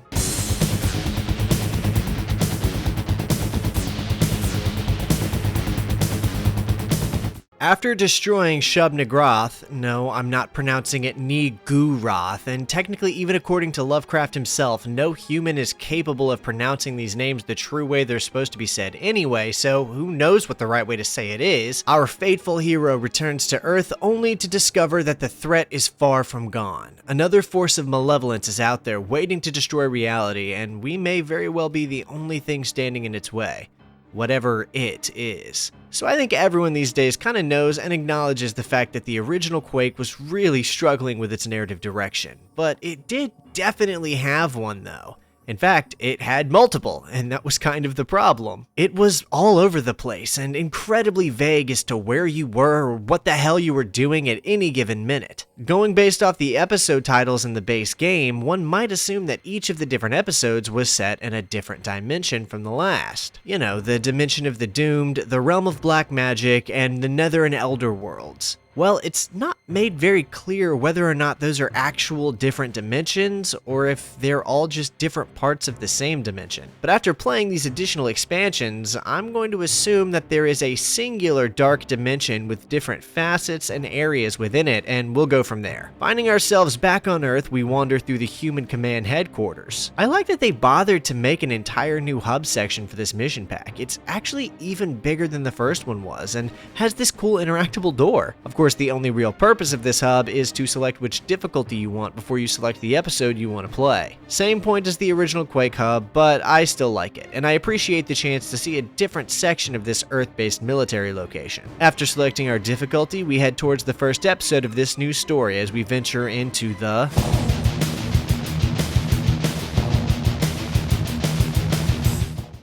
Slipgate teleports us inside of the pumping station, which is part of this large military base we'll be fighting across for the duration of this episode. I thought this was really cool actually, because the base game never featured a full episode set entirely on Earth. Normally we'd only play the first map on an Earth level and the rest would be in another realm. But the Fortress of the Dead is only on Earth, and it's an apt name because the same enemies from before have seized control of this base and killed everyone they couldn't control. Something I need to say about the maps in Scourge of Armagon is that they're all significantly more complex than the original. I'm assuming that since the devs were able to just reuse the vast majority of the assets for this mission pack, a significant more amount of time could be dedicated to making each map larger and more complicated. This map was handled by Tom Mustaine, the founder of Hypnotic Software, the studio responsible for handling this expansion. Keep his name in the back of your head because he actually designed a lot of the levels here. The pumping station itself is also a pretty great map too. I think it makes a fantastic introduction to this new adventure. The aesthetic is all very familiar and the design feels exactly like something you would have seen in the original game's Earth-based levels, although maybe a bit more elaborate. It also features a ton of verticality with lots of swimming through underground tunnels and climbing up ramps, making the whole thing feel very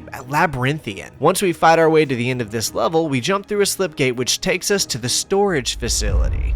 I have a small problem with this. We're led to believe this whole episode takes place across a single military installation, so the fact that they couldn't have just modeled a door or something to make us feel like we're moving from one area of the complex to the next is wild to me. According to Tim Willits, John Carmack once said that the use of teleporters is typically indicative of lazy game design, and although I'm not sure this is what he meant, why would you need to take a slipgate to a different part of the same complex? This is a silly complaint, of course, and is just part of the bit where I break down trivial design choices in old video games and get bombarded with frustrated comments telling me I whine, bitch, moan, and complain too much as if I'm actually bothered by the thing in question and I'm not playing it up for fun and entertainment value. Also, did I mention they added some new enemies? A giant mecha scorpion is such a fun idea for an enemy, and it also plants the seed for this expansion's subtle leaning into a more mechanized iteration of the original game's more dark fantasy aesthetic. So more like Doom in that regard, and a little bit of Quake 2 in some ways, but I'll talk about that part later. These creatures are a lot beefier than you might think though, so you really don't want to underestimate them. They're as resilient as a Death Knight, if not more so, and having a nail gun on each hand makes them a particularly dangerous ranged opponent. They also cause infighting more than any of the other enemies because of said nail guns, and typically win the fights they accidentally start. As for the level itself, it's one of the simpler maps overall in this entry, although there is a very unique set piece by way of this light bridge. I love the look of this, and we have to turn it on to proceed to the slipgate. They did good work with this one. Something else special about this map though is that it features two exits, and one of them takes us to a secret level called Military Complex.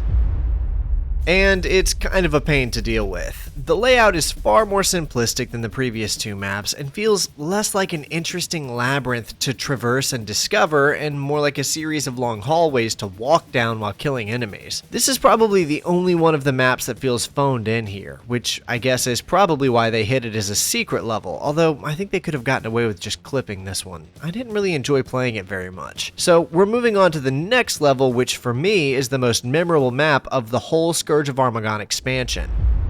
This is the map where the devs were really trying to flex what they were capable of, featuring a winding and complicated layout that will demand the player's focus to learn, in addition to some surprisingly grounded animated elements like these gears and other kinds of spinning machinery. This is the first of several maps in the expansion developed by Richard Gray, who also referred to himself as Level Lord. He's now known for having hidden little Easter eggs and messages in his maps, including this one where you can find a hidden message that reads, "You're cheating hard," if you make your way to the top of one of the hills. There's a few of these across both this game and just in his levels in general. Richard Gray, aka Levelord, is mostly known for his work on Duke Nukem 3D, but he also worked on Blood and, most recently, Atomic Heart. The dynamic events across this map are kind of insane too, like it's no wonder this guy was so well known for his work. Look at this, exceptional and sensible layout for a mine shaft and its operation, falling boulders like something from an Indiana Jones film.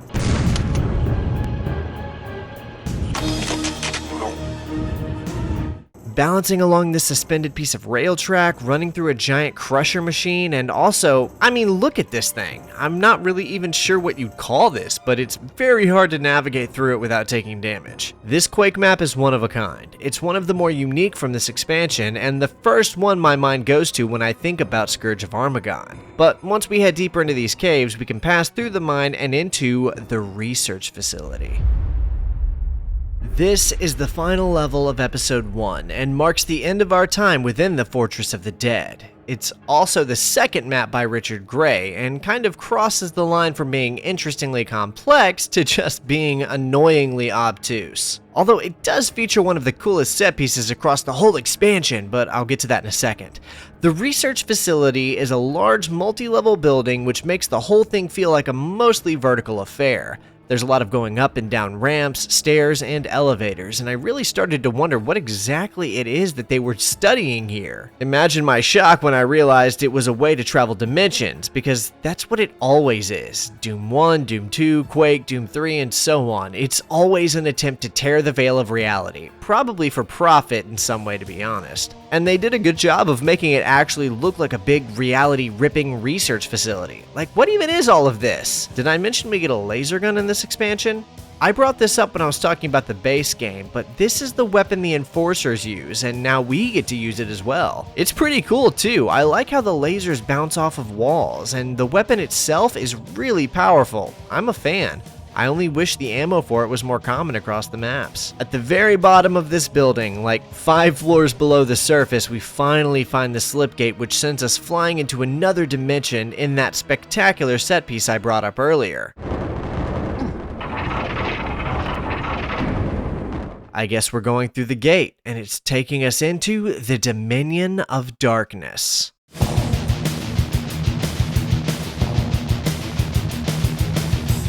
The end episode text revealed to us that we've returned to Quake's dark domain. Apparently, these monsters, under the orders of a mysterious new entity, have constructed a giant teleporter that has interfered with the slipgate frequencies on Earth, and they're slowly trickling through it to prep an invasion. So we have to find that teleporter and destroy it before the situation gets out of hand. The map you're seeing now is called Ancient Realms, the first level of Episode 2, and the first to put us back in the dark alternate dimension. They never really clarify what this other dimension is, but whatever, the vagueness around everything is actually part of this game's whole charm. This is another fantastic map too. I mean, this is arguably more of a proper castle layout than anything we saw in the base game, despite their clear attempts at achieving that. I haven't really been talking about the power-ups individually to this point, but I have to tell you about the Horn of Conjuring. It's a new power-up introduced only for this expansion, and when you collect it, an enemy NPC will spawn near you but be on your team. This means it will follow you around and attack your opponents, which is so cool. It could be anything from a fiend to a shambler, so you're going to want to play these out tactically for sure. Keen players will be able to fight their way through this castle and locate the secret exit, which takes you to the Episode 2 hidden level called the Gremlin's Domain.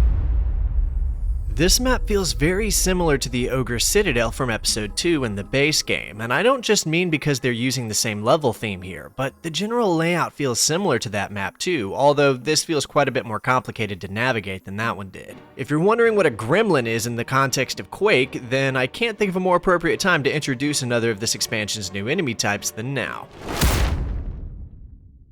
There is very little lore on what exactly these things are, but they're very similar to the Fiend in their look, so it's possible that they hail from the same dark place that the Fiend does, but that's just speculation on my part. The super unique thing about these enemies is that they're capable of stealing your weapons from you and using them against you. This is a very specific mechanic that only the Gremlin can do, but it can be annoying if you're caught off guard and they snag one of your weapons. They can't steal your axe, shotgun, or a Mjolnir, which we'll get get to, so if you're holding one of those, you're fine. If you kill the gremlin that stole your weapon, they'll drop them and you can grab them back. Despite the name of this castle being called the Gremlin's Domain, there's actually a shocking lack of them here. Only 6 or 7 of them depending on which difficulty you're on during this level, but they'll become very prominent the further in this expansion we go. This map is special for being the only map that Jimmy Sybin worked on designing along with Tim Mustaine. Sybin worked primarily on all of the expansion's programming, but it's cool that he got to dabble a bit in the layout side of things here. After dealing with the Shambler guarding our exit out of here, we can continue moving deeper through this dark realm and into the Black Cathedral.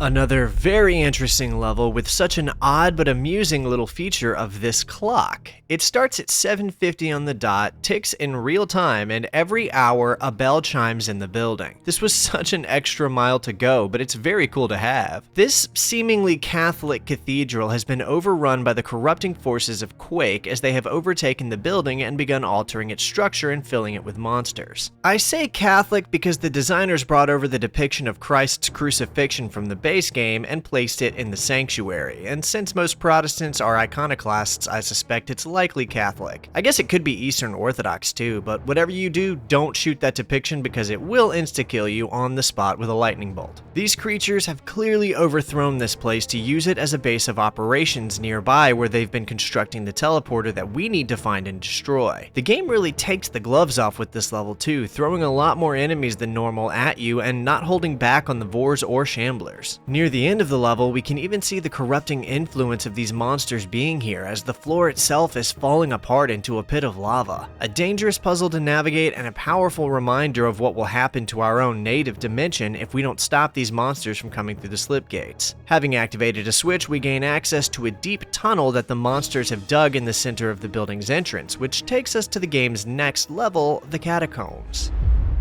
A series of stone tunnels built underneath the cathedral, and they're a lot more elaborate than you might be thinking. At this point, the game has become comfortable with just stuffing maps full of enemies for you to deal with. This is another Richard Gray, aka Level Lord map, but it also featured some work from Matthew G. Hooper, who only worked on this map but would go on later to be an executive producer for Doom 3 Resurrection of Evil and design director for Rage. A lot of very talented, lesser-known people had their hands in the development of this mission pack, and it was so interesting to see how it served as a crux to launch people out into other projects. As for the map itself, it's not bad. It is probably one of the more frustrating ones to deal with navigating because so much of it looks very samey and it's all very dark. Like, visually, it's all very dark. This one actually reminded me of something we might have seen from American McGee. I feel like a lot of his maps looked like this. Bothering to code in an actual drawbridge is crazy too. This is also the map that introduces us to another new weapon in the form of Mjolnir. It's a hammer that fires lightning. Think of it kind of like a thunderbolt that acts more similarly to the BFG since it trails out and hits multiple targets at once. It's speculated that this weapon was added to pay homage to the original concept of Quake back when he was a powerful warrior that wielded a hammer that fired lightning bolts. And, well, there it is. The portal out of these catacombs is hidden in a coffin that we have to enter in order to be transported to the next level. Exiting the coffin, we're greeted by a darkened purple sky lit up with lightning as we find ourselves in the Crypt. This map features a lot of massive rooms, which makes it feel very grand and gothic. Calling it a crypt is very apt too, because a lot of the rooms feature coffins and other things of what I would call a post-mortem nature. Also, there's this blood-soaked impaler room, which I'm guessing going off the big hole in the ceiling that they were dropping people down here to be brutally impaled.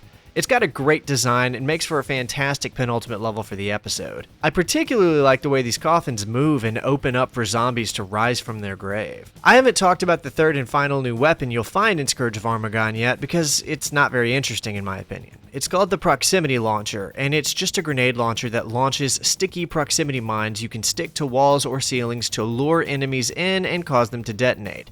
This kind of weapon doesn't resonate super well with my playstyle, so I didn't use it very often. It's kind of a short map though. You should be able to cut your way through this one relatively quickly compared to the next one.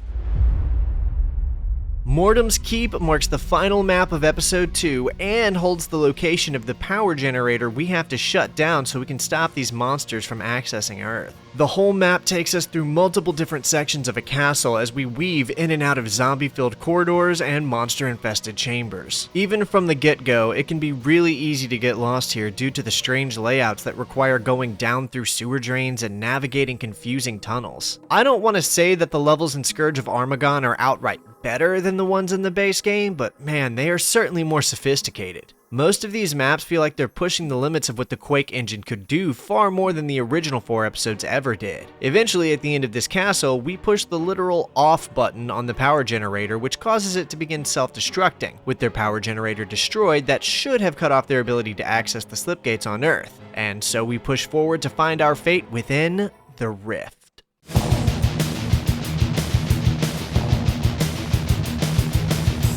The end episode text tells us that the explosion from the generator being destroyed has thrown our character into some kind of lavender liquid void between dimensions.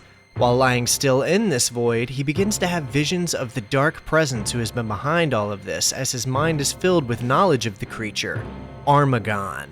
In this vision, the two see each other as Armagon screams and our hero is sucked out of the void and cast back onto the shores of reality again, but in a time and place unknown to him, which is where level 1 of episode 3, Ter Torment, begins, and all I can say is that I can't believe they programmed in a functioning trolley system for this one level.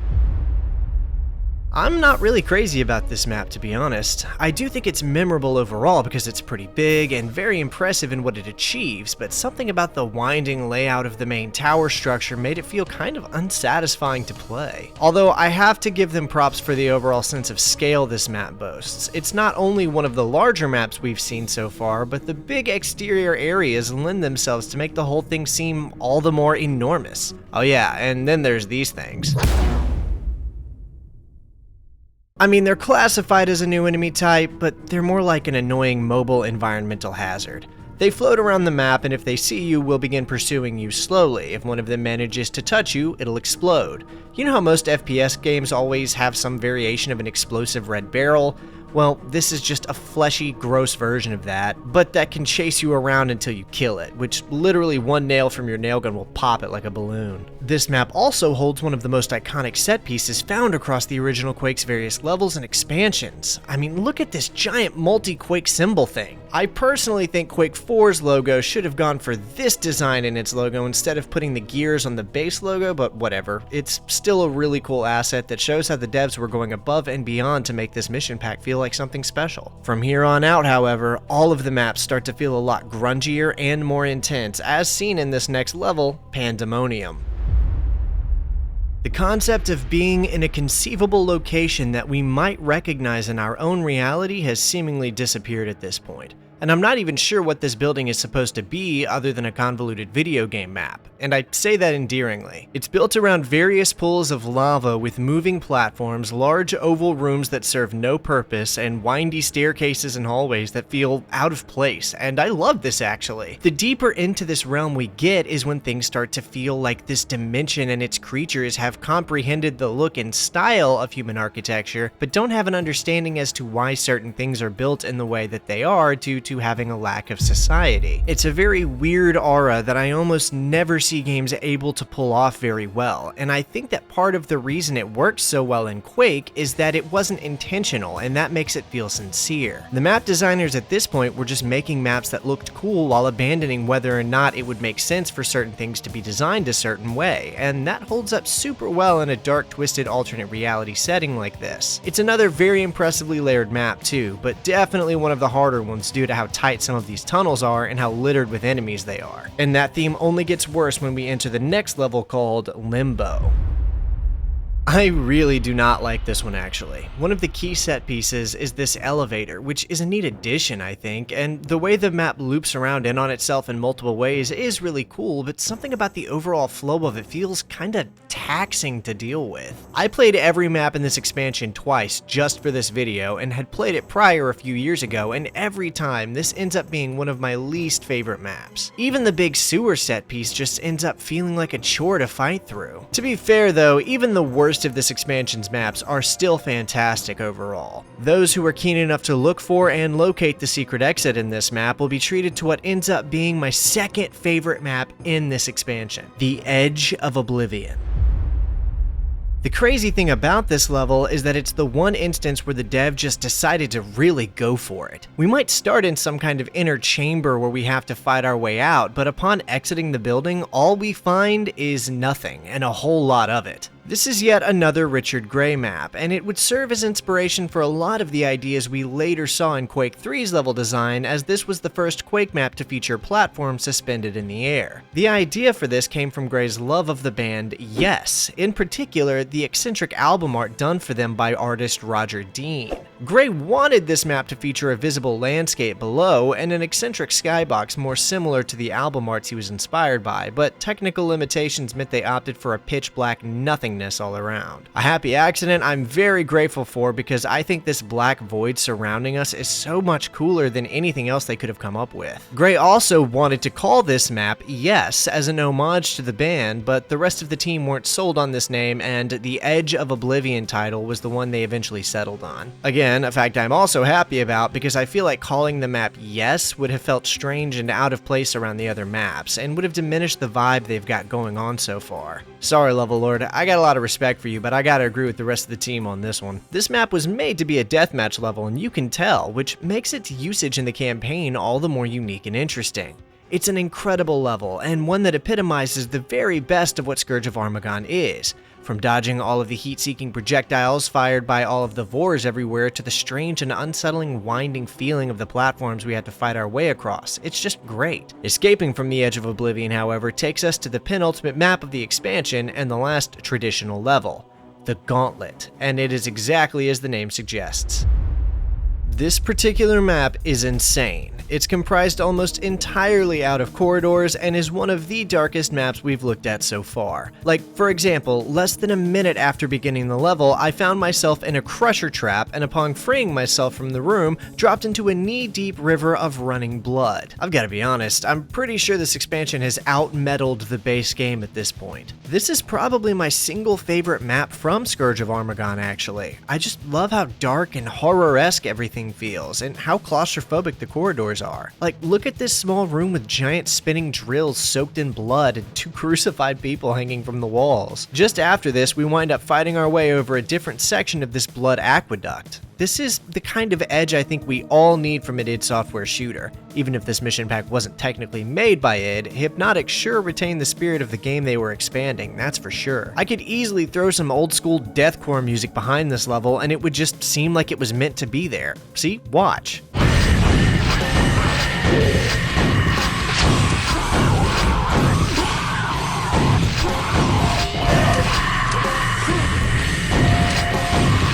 The whole map feels meticulously designed to challenge the player in a multitude of ways and give you one final climactic and intense fight through hell before reaching the boss. It's kind of the exact opposite of the base game's final level, Azure Agony, which felt grand, empty, and abstract. This level feels closed in and psychotic at times, pushing the player's limits and testing their capability. I love this too. It's such a cool map, and it's going to be hard for the following campaign expansions to top this. But once we finally reach the end of this map, we're able to take the portal out of the Gauntlet and into Armagon's lair.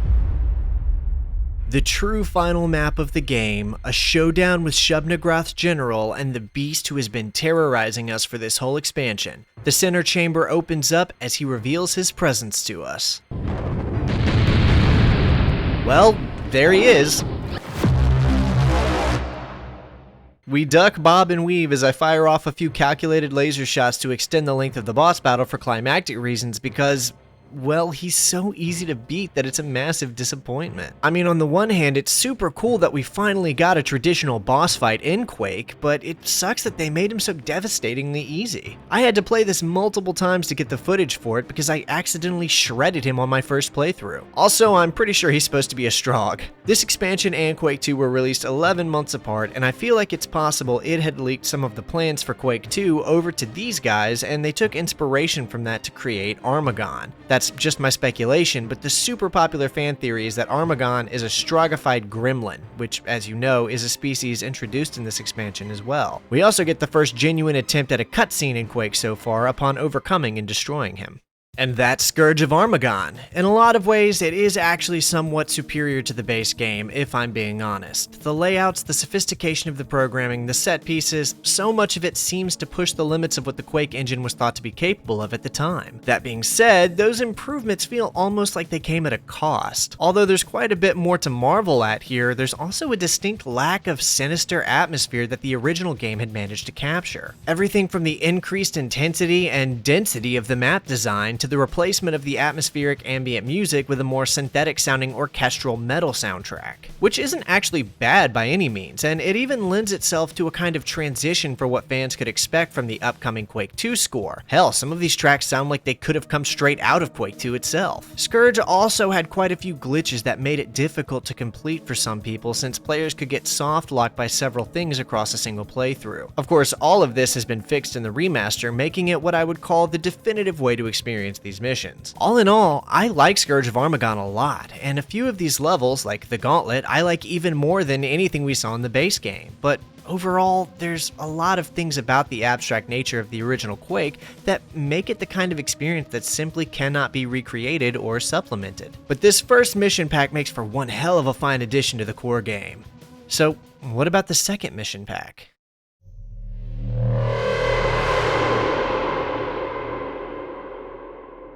Just in case fans hadn't gotten enough Quake yet, a second mission pack dropped literally 1 month later called Dissolution of Eternity, and although it only came with 2 episodes instead of the 3 episodes boasted by Scourge of Armagon, don't be fooled into thinking that it's any less packed with content, because it only features 1 less level than its predecessor, and most of these levels are twice as big as anything we saw in Scourge of Armagon, or even the original. In fact, I'd say Dissolution of Eternity is closer to an outright sequel than it is just a mission pack. If you've been craving a proper sequel to the original Quake but haven't played this yet, then I'm telling you that this is just a half step down from a full-on follow-up. Whereas Scourge of Armagon was handled by Hypnotic Software, development of this second expansion was entrusted to a small company called Rogue Entertainment, who not only operated out of the same building as idSoftware at the time, but who were also known for their very ambitious attempt at an RPG shooter called Strife. Much like the aforementioned Strife, Dissolution of Eternity has a kind of mixed reputation among the fans, with some maligning its corridor-heavy gameplay and massive drawn-out levels as being the worst of the available Quake experiences, and others praising it for its inspired new thematic direction and plethora of exciting new enemies and unique locations. I myself tend to lean towards the latter. The first mission pack took the story in a more grounded direction than the base game, featuring significantly more Earth-based levels than we'd seen before, and leaning far more into a mechanical-inspired art style before it became more abstract in later levels. Dissolution of Eternity, on the other hand, jumps straight into the ancient esoteric aesthetic and seemingly never looks back. Also, can we just take a second to appreciate how brilliant these titles are? I don't know if it's just me, but I love a good title, and Dissolution of Eternity is such a sick title for an expansion pack. Like, that's the kind of title you used to be able to get from the Destiny series before it completely fell off. Pretty much every single title from Quake, be it an episode or expansion, could be used for a song or album title. They're all so good. The story setup is simple. Our hero destroyed Armagon and took the portal back to HQ, but sometime later, trouble began stirring once again in the Dark Dimension. The game's manual actually contained an introduction to the story, telling us that our character found the body of one of his fellow soldiers on the ground near a book bearing the symbol of Quake with a piece of paper torn from it. This image is actually straight from the manual itself, so I'll just read the whole thing to set the mood here. Let it be known that, in this moment, our master brought forth from the void of order and light a new existence of glorious darkness. His mighty hands fashioned this world of chaos, violence, and pain. Our past, our present, and our future are molded by the seeds that he has sown. Through his wisdom, he has given us ancient guardians to tend the chain of time. Their suffering is our link and lineage throughout all time and forever. In honored service, we come before him to pay our age-old debt. We whisper this humble prayer with the knowledge that he will hear our thanks for what he has brought to pass. O Master Quake, we kneel before the mark upon this day, this hour, and this moment, to proclaim your dominion and celebrate the Day of Dissolution, day 57, 1215, AQ. Wait a second, he? I'm pretty sure he is a she, and I'm pretty sure she is dead.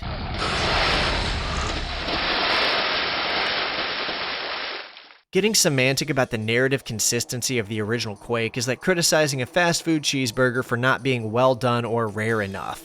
But for the sake of keeping us all on the same page, I have to at least a little bit. Firstly, this note wouldn't exist like this because the codename Quake was given to Shub-Nigroth by humanity since they had no idea what they were dealing with when the game started, so her own followers would not be referring to her as Quake, nor would they be using a date system that utilized the codename that humanity arbitrarily came up with like super recently. Second off, like I just said, Shub-Nigroth is a she, not that the sex of a malevolent, nigh incomprehensible eldritch horror entity really matters to the story of a shooter game, I guess, but still. This note kind of feels like it was written by someone who either didn't play through all of Quake or wasn't paying attention to the end episode text as they did. Unless I missed something pretty major along the way here. The game doesn't bother to clarify very much, and the narrative is all over the place constantly, so it's pretty hard to make out what the hell is going on. The wiki does provide a good bit of context for some of the things that happen, but I couldn't find any sources for a lot of the claims made, so this is my disclaimer that I'll be pulling some info from there in this portion of the video because it's the best I can do to make out what the hell is going on. Across the two available episodes, only the second one really seems to pertain to the actual narrative in a major way, with us having to hunt down and take on a few of the entities pursuing the realization of Eternity's dissolution, with one in particular seeming to be behind it all. But whatever, the so-called Day of Dissolution is coming, and it's up to us to stop it. Booting the game up, our new start area is a stone hallway underneath the giant statue of the Quake symbol.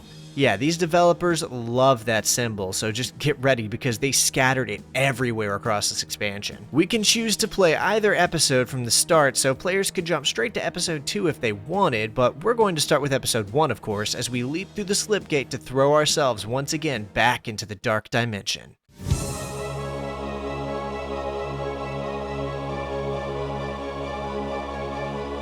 The slipgate drops us into a place called Deviant's Domain, in some kind of small structure where we're immediately assaulted by some knights. Just outside of this building is a massive structure on the other side of a moat for which the bridge seems to be retracted, so we're going to need to extend that bridge. See these spike traps? I don't think these are meant to kill you, although they certainly can. No, these are a warning to the player to prepare for what's coming, because man, these map designers love setting insane traps. Okay, we'll be doing a lot of wandering through underground passages and tunnels throughout these missions too, so I'm not even going to bother trying to explain the insane layouts we'll be encountering. Oh, and some ogres carry multi-grenade launchers now.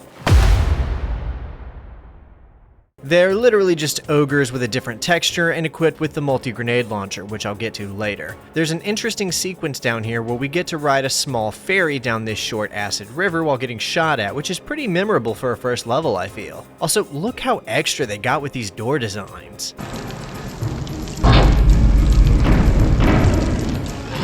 We do manage to extend the bridge from down here though and proceed deeper into Hell's Fortress into the next map called Dread Portal. And there is an awful lot of dread within this level. Dissolution of Eternity does feature some of the coolest and most intricate levels across Quake 1's offerings, but this one ain't it. Most of the level is just a lot of long wooden hallways with a few rooms in between, and after some of the other maps we've seen, this one just feels a bit middling. We do get introduced to some more environmental hazards here though, in the form of these massive swinging pendulum blades. Watch your step. And we're introduced to a brand new enemy here too.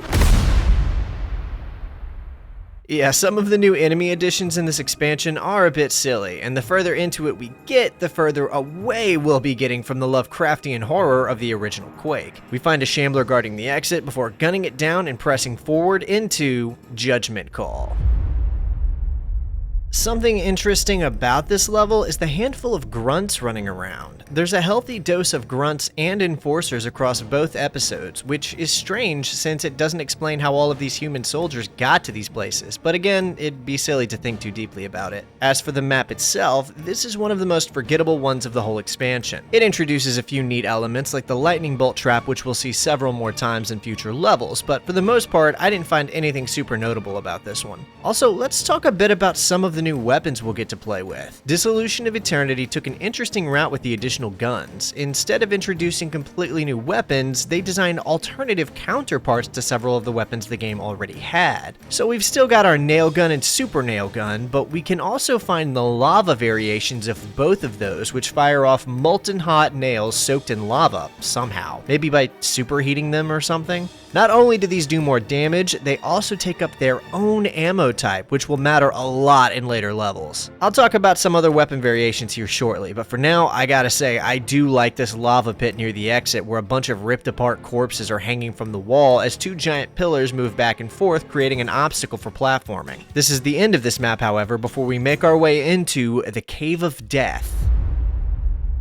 And we're headed underground. A lot of this is very samey and reliant on this one reused stone cave texture, which I don't really have a problem with, except for the fact that a lot of this first episode overall feels quite a bit more rushed than the second episode. But even in spite of that, it's still pretty fun in my opinion, and it doesn't overstay its welcome, which, well, I'll get to that in a bit. The first thing we need to do is navigate this underground cave to find 3 buttons that we need to press before we can proceed deeper into the level. After that, we've got some swimming to do where we'll need to take out more than a few of this expansion's new underwater enemy. There's no rotfish in Dissolution of Eternity, but there's dozens of these electric eels. They're stronger and more dangerous than the rotfish, but essentially operate in the same manner. I'm honestly a little bit shocked that these fellas didn't find their way into the 4th and final expansion, but they're only here in this one. Also, remember when I pointed out the cool trolley system from Scourge of Armagon? Well, they've got one of those here too, but it's actually kind of better. We board this underground mine trolley as it takes us through these underground caves in a really cool little scripted sequence. Like, there's nothing even close to this present in the base campaign. It's really impressive. At the end of this long tunnel with a lightning trap waiting to end you, we'll find the exit out of these caves and into a fun little room that literally warned me to watch my step before I ignored the warning and died. Also, they brought back the wind tunnels, which is cool and used very tastefully as it takes us into the Towers of Wrath. I love how sharp, sleek, and intense a lot of these assets look. This seriously looks like something really unique. There's nothing like this in the base game at all, and back then, this was the kind of level you'd see in a screenshot and stare in wonder about the mysteries that lie within the expansion. This is also one of the more simplistic maps here. I do love it though. Something about the way it's laid out and designed made me really enjoy my time with it. But it's probably one of the most simple maps you'll have to reckon with during your time with these missions. But that's not to say it doesn't have its share of puzzles. I'm not kidding when I say this map is unique in its looks either. Like, this really is the only map that looks quite like this that I've seen, and because of that, I do think it deserves some appreciation. Despite the expansion's heavy leanings into the more ancient and esoteric aesthetics, there is still a recognition of the futuristic aspects of Quake, like how we have to kickstart this generator to activate a lightning-centered torture bed. It's just a cool map. I really like this one, and it's got a very distinct style that we really don't see again for the rest of the levels. Oh wow, they even bothered to model and texture a library asset. That's neat. Yeah, this game is dripping with new assets that make it such a unique entry in the Quake series that is so often overlooked when it really shouldn't be. Next up is our Episode 1 penultimate level, Temple of Pain. Although most of this level is actually set around the temple rather than within it, as we'll be fighting through a series of tunnels and across a graveyard. Above part of the graveyard is a giant pentagram. Did John Romero walk down the hall and visit the studio that day or something? This might be the hardest level of the episode, to be honest, and mostly due to the placement of a few ogres being really frustrating. There's a lot of ogres in these missions, like an insane amount. Inside the actual temple is where things start to get stranger as we find a mural depicting some kind of cloaked entity with several smaller hooded figures around him. In a different room is where we encounter one of the creatures the mural was showing us. The Wraths are some kind of floating magic-capable beings that were described as wizards on the expansion's website back in the day. I wonder if it was a bunch of these things that occupied the Wizard's Manse back in the OG campaign, Realm of Black Magic. I hadn't considered that it could belong to multiple wizards at the same time. Also, look at these stained glass windows depicting the 4 horsemen of the apocalypse, and they actually look really good for this game. I enjoyed Scourge of Armagon, but it really just didn't have this kind of style. I love this. Passing by this large altar surrounded by a small pool of lava, we find the gate to the last level of the episode, Tomb of the Overlord. The game does an awful job of explaining this, but the Overlord is the main villain of this expansion, and once Armagon was slain, responsibility of commanding the armies of Quake fell to this Overlord, since he was like the third in command. This tomb we're now in is where we'll confront him in person. Also, this is where the developers start to kind of prepare you for the sheer monumental amount of traps they plan to start introducing later. So you'll be seeing some of them in this footage. As for the level, I like the big sarcophaguses they have here, and these are actually part of the puzzle we need to solve by finding a series of switches and pressing them to lower the sarcophaguses in order to progress. These switches are hidden across 3 floors you'll be able to access with a lift system, which is an interesting idea to make this level feel not only distinct from a lot of the other ones we've seen, but also reinforce that we are in a single multi-level structure, which I like. Deeper in the building, we find a pillar with 4 glass windows on it, and each of them depicts only the Horsemen of Death, so we feel extra welcome while we destroy these wraths. After fighting our way through this underground catacomb and entering through a door that looks like a giant skull, we can enter the final room and confront the creature responsible for all of this. This entity apparently stole a bunch of technology from Earth and used it to build a literal time machine to create a new reality, so we'll deal with that in a minute. For now, this Overlord and his various wraths make up the final boss battle of Episode 1, and this is pretty much the first Quake boss battle that is actually good. No hate on Armagon, but this is actually a pretty solid fight. The Overlord is no pushover, and the fact that we can grab an anti-gravity belt on the way in adds a whole new variable to the fight to make it extra challenging. Eventually, the Overlord perishes by our hands, but there's still the little problem that he altered all of reality, so when the slipgate we go through casts us back in time, the mission becomes clear. Find out what the Overlord used to create this reality alteration, destroy it, and restore the timeline.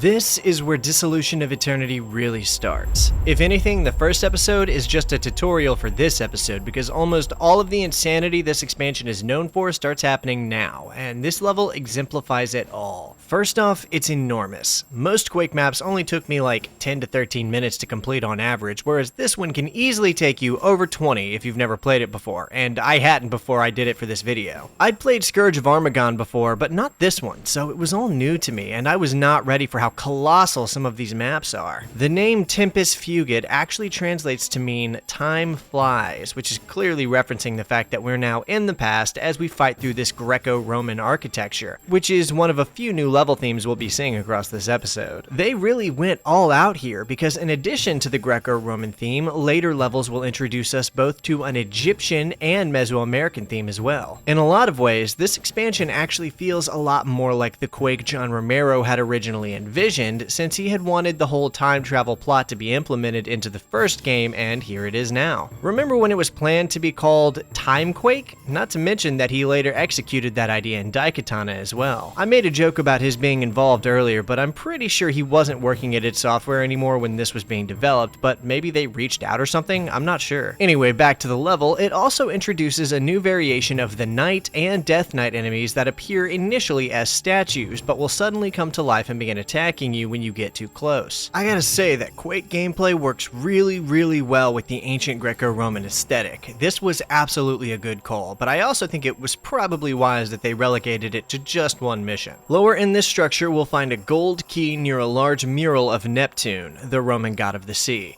At first I considered if it was Poseidon, but there's far more depictions of Neptune as having a lower merman half than of Poseidon, so I'm fairly certain that this is Neptune. Pushing just past Neptune's temple, we find another building boasting some very familiar symbols that shouldn't have existed this far in the past, showing us some of the evidence of the Overlord's tampering in the timeline. A temple to Quake. Within this building is the real reason we're here, to find and eliminate one of Quake's guardians, of which there are 3 across this episode.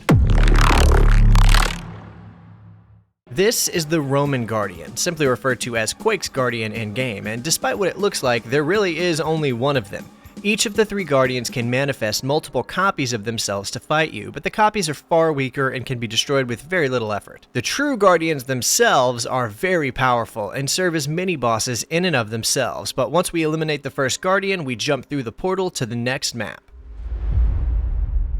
Elemental Fury 1, which is so cool to me because we haven't seen a two-parter level in Quake yet. I mean, not one that carries a theme across between levels like this. Although the opening of Elemental Fury 1 is admittedly really frustrating, as you're stuck in an underground tunnel with constant earthquakes in certain sections, not to mention falling rocks that can crush you, and crush me they did at one point. In order to escape this underground mine, we have to locate a selection of buttons to open the gate out. The game tells us there's 4 switches, and I think you have to find and hit them within a certain time or they reset, so it's confusing the first time thinking you've hit a switch that resets itself and needs to be hit again. Also, the map names are there for a reason, as we are passing a series of elemental tests before we can proceed to the next Quake Guardian. The first underground mine section is a test of Earth, as rocks move and fall threatening to crush us. Past that though, to the next section, a portal takes us to the test of Air, where we must navigate a series of wind tunnels that take us around this floating facility of some kind,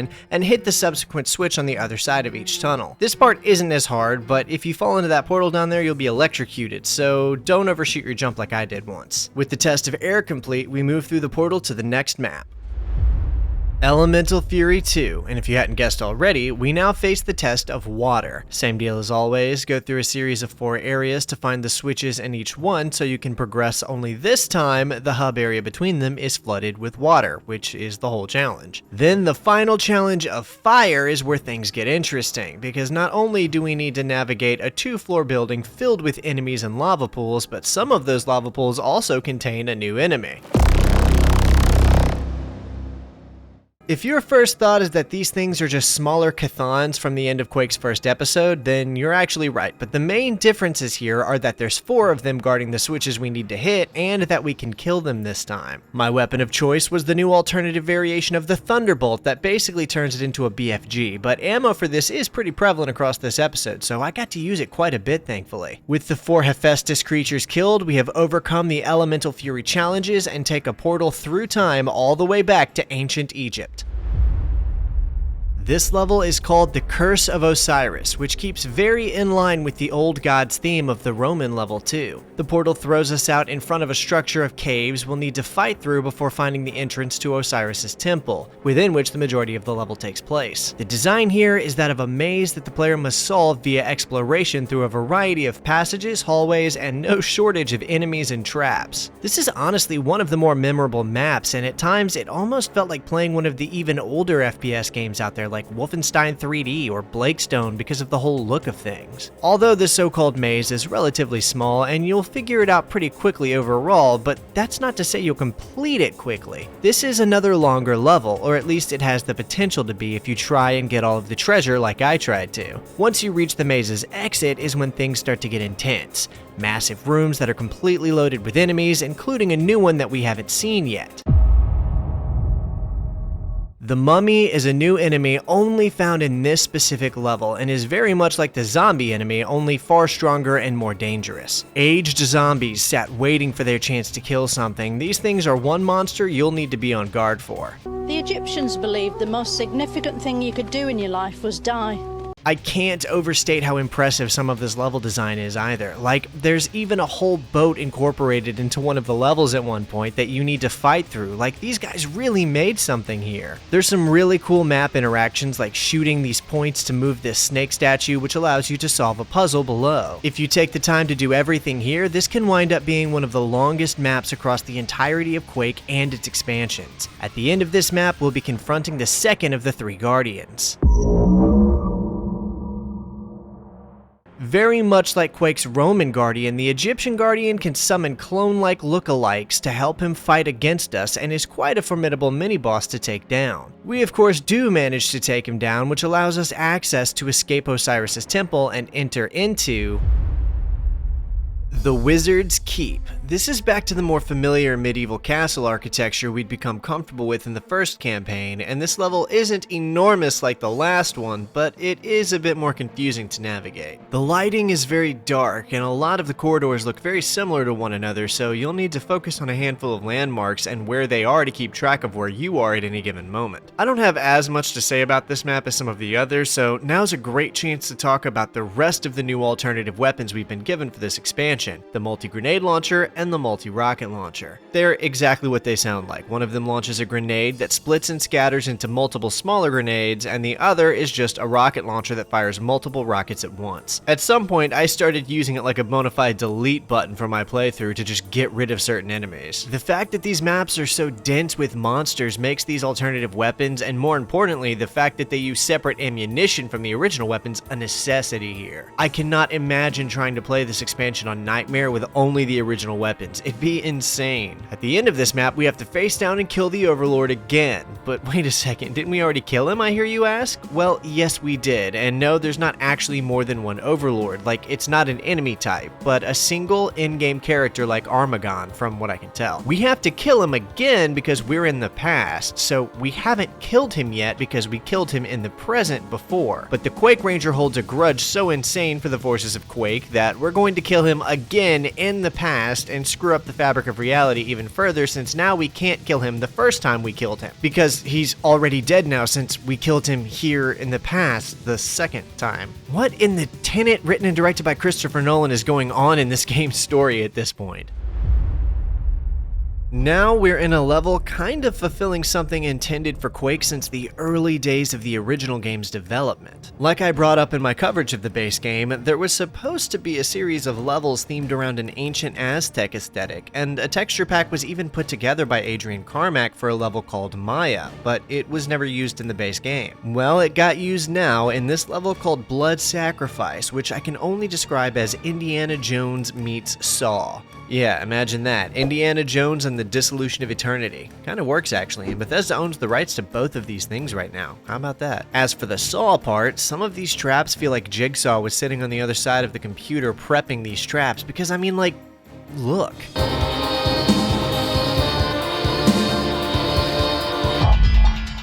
These are everywhere in both this level and the next one. I mean, it's just saw traps around every corner. I'm shocked some of these monsters aren't accidentally getting caught in them.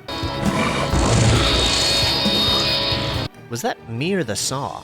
Honestly, the least believable thing about any of these expansions I've seen so far is the implication that these saw blades would function like this for more than a few hours before either breaking or getting jammed. Have you guys ever used a skill saw before? They can get jammed up pretty easily. At the end of this level, we'll face off against the final of the 3 Guardians. So one of the Guardians was in ancient Rome, then another was in ancient Egypt, and the final High Priest was in Mesoamerica. They all have the same abilities and are just thematically appropriate reskins of a single Guardian enemy, which is fine. I mean, they've already gone above and beyond for this expansion as it is. With Quake's High Priest destroyed, we move through the portal to the last real map of the game. Last Bastion.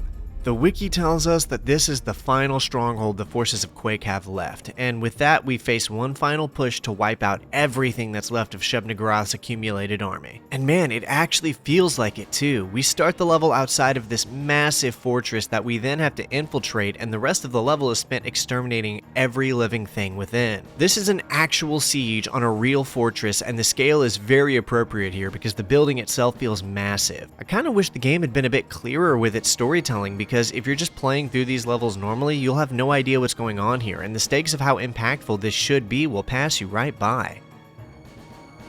Yeah, I'm not falling for that. It's honestly probably one of the best maps in the expansion, which is good. Another climactic endgame level like the Gauntlet was in the first expansion. I'm here for it. The portcullis, huh? You know, I've learned several new words I didn't know before just from playing these levels. They didn't have to call it a portcullis, but they did anyway, and I'm so happy they did. I had to look it up. That's what it is. It's not a gate, it's a portcullis. I also love how halfway through this level we have a massive extending bridge to cross over into a second part of the fortress. It's so detailed and the imagery here is great. Once we've cleared out every last one of the remaining monsters from this fortress, we find the portal to where the Overlord was hiding the temporal energy converter and confront the final boss of the game. Oh, that's a dragon. Right, so let's talk about the dragon. This is yet another element that was supposed to be in the original game. In fact, while id Software was developing Quake, they posted a screenshot of a dragon in the air to their website to tease the game. Of course, when the game finally came out, there was no dragon, and a few select players who were visiting id Software's website in the mid-90s were probably disappointed. Didn't take them long to find the unfinished model in the game's files either. Well, here he is, the final boss of Quake, the Overlord's pet, and the one thing standing between us and the temporal energy converter. The battle itself is pretty epic too. You get an anti-gravity belt and use it to bounce around in the air, taking shots at the dragon while trying not to land in a pool of lava, which I did, repeatedly.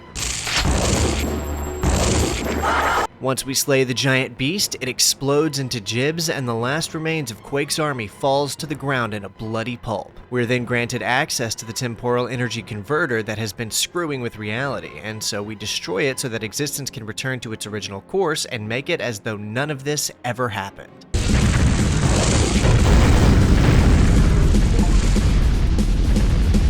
As the machine breaks apart and crumbles, our hero jumps through a time chamber pod and returns to his original time and his original reality, having halted the Overlord's plans for the Dissolution of Eternity.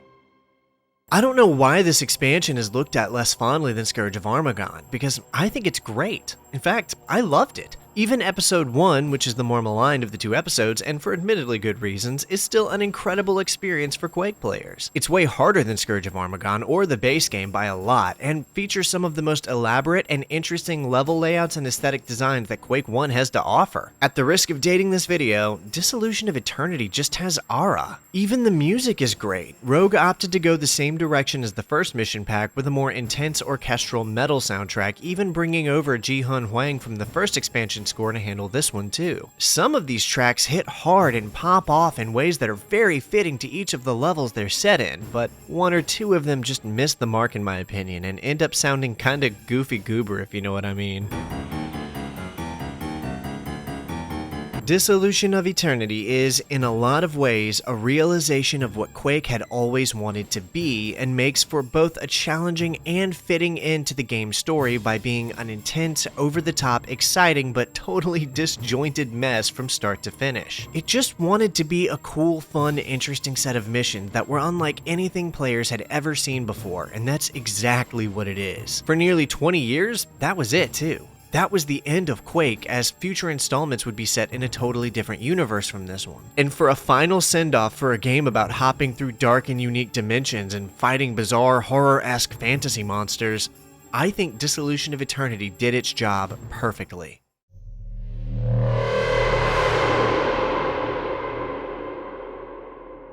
20 years after Quake 1 hit the market, and 19 years after the story had wrapped up with the Ranger resetting reality to its original state via destroying the temporal energy converter, a new official episode was released to celebrate the 20th anniversary of Quake called Dimension of the Past. This is often referred to as Episode 5 because it's chronologically set between Quake 1 and the beginning of Scourge of Armagon, but I think it's actually supposed to take place just before the player kills Shub-Nigroth. In my headcanon, I fit it in by saying that the portal out of Azure Agony after Ranger found the Rune of Elder Magic took him into the Dimension of the Past and not back to HQ. So these levels are what he went through to get out of the Dark Dimension and go kill Shubs. Now both this expansion and its sequel, Dimension of the Machine, which we'll get to shortly, were developed by Machine Games, although my understanding is that Dimension of the Past specifically was made by just one member of Machine Games alone, named Dirk Gustafsson, one of the founders of Machine Games, actually. I found Dimension of the Past to be particularly sparse on things for me to say because in many ways it attempts to mimic the design of the original Quake so much that it feels more like a phantom of it than a proper continuation episode. There will be more to say about Dimension of the Machine when we get to it. Dimension of the Past doesn't really have any story or plot, and the lack of additional content of any kind is actually the overall point. It was an opportunity to revisit the dark dimension of Quake again and enjoy all of the same exact things that made you love the original Quake to begin with, but in a way that lets it feel like you've never played it before. To that end, none of the new weapons, items, or enemies introduced in Scourge of Armagon or Dissolution of Eternity will be showing up here, which lines up because those haven't even happened yet at this point. But the real reason is because it's supposed to be a chance for old school Quake fans to re-experience the original Quake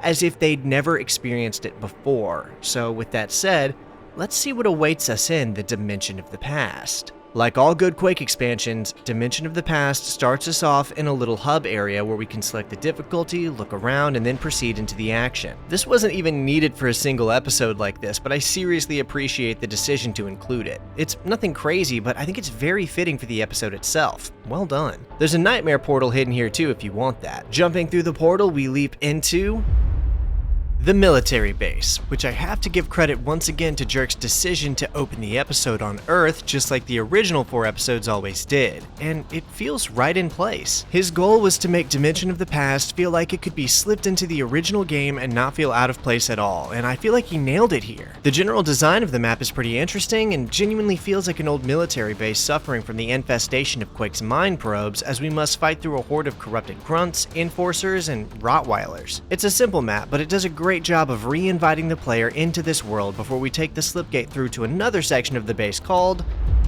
the power supply. Now this is a bit of a difference from the way the original 4 episodes were structured, since they would normally throw you straight into the Dark Dimension after the first Earth base level, but we get a second Earth map here that almost feels like a second part to the map we played before it. This one features a locked door blocking our way forward, forcing us to clear our way through the facility in order to turn the power back on so we can access the next slip gate. And there's also a new trap here I don't think I've seen used before, in this laser panel that incinerates you if you get in front of it. You have to go around and hit a button to close the panel in front of it to proceed. What an interesting idea. I wonder if Gustafsson had to go through very much to program that, or if it was relatively simple. Once we reach the end of this level and access the slipgate, we'll find ourselves back in the old familiar Dark Dimension, in a map called The Dark Days. We're back to the iconic medieval fantasy look that Quake 1 is most known for here, and this level is very claustrophobic with tight corridors and a lot of required swimming through tunnels. This is where the brutality of this episode starts to show its ugly face. Dimension of the Past has garnered something of a reputation for itself these days as being the hardest of all the episodes due to the sheer lack of ammo the player will have access to. I already knew that going in thanks to some basic research, so despite my not having played it before, I was still being a little stingier with my shots than I normally would have been otherwise, and I was still starved for ammo by the end of it. Also, I think this was my least favorite map of this episode, because something about it felt kind of unsatisfying to play for me. Maybe it's the fact that everything is so closed in you can't move or dodge, and there's over a dozen Death Knights bearing down on you at all times. I'm pretty sure that's not even an exaggeration either. There's 2 exits in this map, one that takes you to the next level as planned, and another hidden wind tunnel that sends you to the first secret level.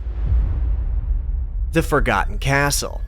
It's what it sounds like, a big castle-like structure crawling with monsters, and the first thing that happens is we get trapped on a massive lift with a shambler. This is particularly cruel since it's meant to induce a panic in the player trying to kill this thing, and you might waste some shots in the process. Shots which you really can't afford to waste since ammo is so rare. That's not the only shambler we'll have to deal with either. There's multiple of them hanging out in here. After that, the name of the game is to flip some switches so you can find the exit and get the hell out of here. If you hadn't noticed, every map name in Dimension of the Past starts with the word "the," and the Catacombs are no exception. And yes, it does appear that he reused the name The Catacombs, which had already been used for a map name in Scourge of Armagon's 2nd episode, but I assume he didn't realize that when he called it The Catacombs at the time. We're still in the medieval theme here, but it's getting a bit grungier, and although a lot of these corridors are still very tight to fight through, we are finding larger areas that offer a bit more maneuverability now. The gate to proceed out of this level lies just ahead, but it's locked until we can get up there and flip the needed switches to open it. The way to gain access to those switches is to fight through 2 different sections of the level, one on the left side of the map, the other on the right, which both take you up to their respective switches. You can bypass one of those sections with a well-timed jump into a rocket jump if you want to, though. I do like this arena we have to fight through where the silver key is located that descends into an even bigger arena. This is some prime Quake gameplay right here. One of the staple set pieces of the map has to be this crusher room, which wrecked me the first time I landed in it. You'll have to run through a winding hallway of zombies before you can find a way out of here, and you'll be chased by a spiked wall the whole time. Finally, up some broken stairs and through a shambler, we'll find the gate into the next level. The Stronghold. We're halfway through the available levels at this point, but from here on out, the maps will be getting longer, more complicated, and more challenging. I don't even know how to describe this map. I mean, it definitely feels like what I would imagine a stronghold to look like. It's very open in a lot of parts, and most of its lower level is totally flooded. We get the Thunderbolt once we make our way deeper into the building, and the Vores are back, and from here on out, they're going to be everywhere and will be the bane of your playthrough. The portal at the end of this level takes us into a map called the Underworld. This map brings back the runic level theme and starts to feel more like some of the old American McGee maps in my opinion. And it tore me apart. I know there's a lot of Quake purists out there who believe you shouldn't utilize the save feature mid-mission, but restart the level each time you die. And for the base game, I think that you could reasonably pull that off as a mid-level player. But doing that here would require some serious getting good. Also, I think most of the maps in this episode are really well made, but the aesthetic design of the last 4 we saw felt a little bland since they all relied almost entirely on the medieval level theme. This is the first map that starts to feel more visually interesting to look at. And there's so many Vores. Just get used to running away from the projectiles, that's all I'll say. Within this map is another hidden exit that takes the player to the second and final secret level of this episode, the House of Doom. And it's just obnoxious. I don't even mean that in a bad way, but it is straight up a big square structure loaded with enemies while the Quake menu theme plays in the background. I think this is the only map I've seen so far that actually plays the main menu theme in the level itself, so that's pretty cool. It's maps like this that make me lament the total lack of narrative context within Quake because it's such a cool looking level.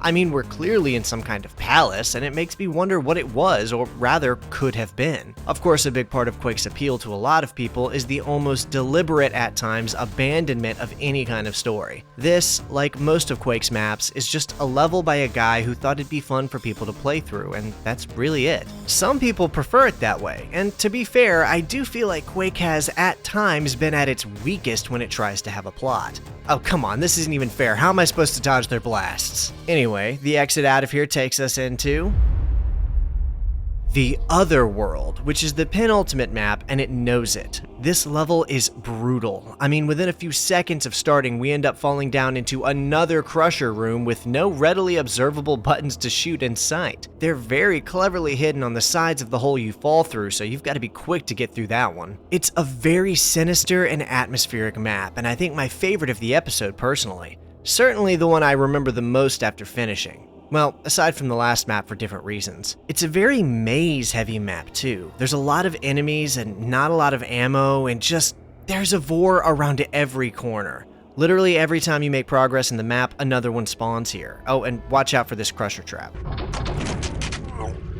The use of Resner's track titled The Reaction feels really appropriate on this map too. It's one of the less frequently used tracks I feel like, but it adds a thick layer of tension to this level overall. Finally, once we fought our way through a very intense and chaotic penultimate map to a teleporter guarded by lots of fiends and shamblers, we reach the exit. Entering the teleporter from the other side, however, will take us to the start of the map and open the floor, which leads us to find the Dopefish lives indeed. Anyway, I've seen this ending level get some criticism since it's just a rehash of the Shubs boss fight from the end of Quake 1, but I've also seen it be praised for that exact reason as being a tastefully done homage. It's up to your lens to decide what you think of it, but regardless, it is definitely just a slightly altered version of the original endgame boss. I was so low on ammo by this point, it was almost laughable. There's no boss fight here or anything, just a bunch of the game's strongest enemies to deal with, and instead of old Shubs hanging out down there, the floor opens, sending us into an underground lair where we have to deal with the 2 final shamblers before jumping through the portal and completing the episode. That's Dimension of the Past. It's a quirky little passion project made by a fan of the game that managed to pull off having it made into an official expansion for the game he loves so much, and that's honestly really cool. It's a lot harder than anything else I'd played up to this point, but still very solid and a worthy addition to Quake's episodes. Dimension of the Past was made to celebrate Quake and to give the fans a chance to explore a new episode 20 years later. To remember what they loved so much about it, face new challenges, and spend some more time in that world. It's simple, chaotic, tastefully limited, well-designed, and fun. So, in essence, it's everything a good Quake episode ever needed to be.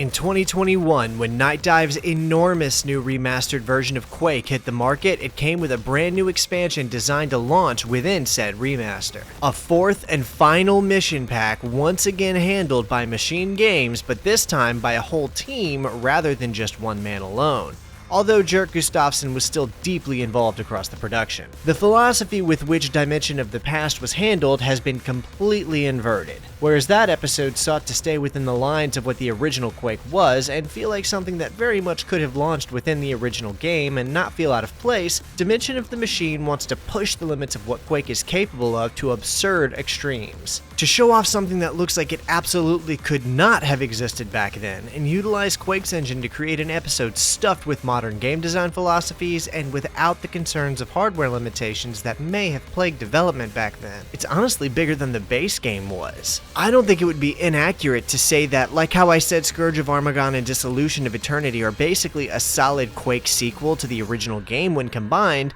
Dimension of the Machine could basically be a third entry of Quake with regards to its size and scope. If only it had added new enemies and weapons, or hell, just brought over some of the best ones from the first two expansions, this would literally feel like a completely new game. This final expansion brings something unlike Quake has ever seen before in a climactic experience to conclude this saga. Instead of putting all of the maps in a single episode, this expansion splits them into a series of much smaller mini-episodes called Realms. Each realm contains 2 maps with one exception and is meticulously themed around what that realm is. Although make no mistake, the sheer size of some of these maps is equivalent to multiple of the base game's levels. This episode takes everything to 11 and even outdoes Dissolution of Eternity for which expansion has the biggest maps. The new expansion falls right in line with its predecessors by opening inside of a small hub where players can observe the tone of this new plot and select their difficulty. Nightmare isn't as well hidden this time around, but it's always fun that they obfuscate this one. After selecting our difficulty, we jump through into the new hub world, and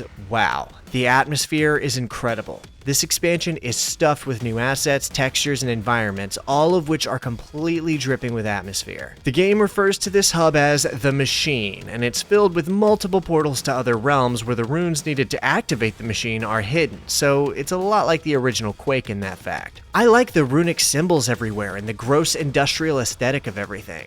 If Bethesda ever decides to stop screwing around and greenlight a proper Quake reboot, this expansion is the main thing I think should be observed for informing the art direction for it, second only to the original Quake itself. This is dark industrial fantasy done right.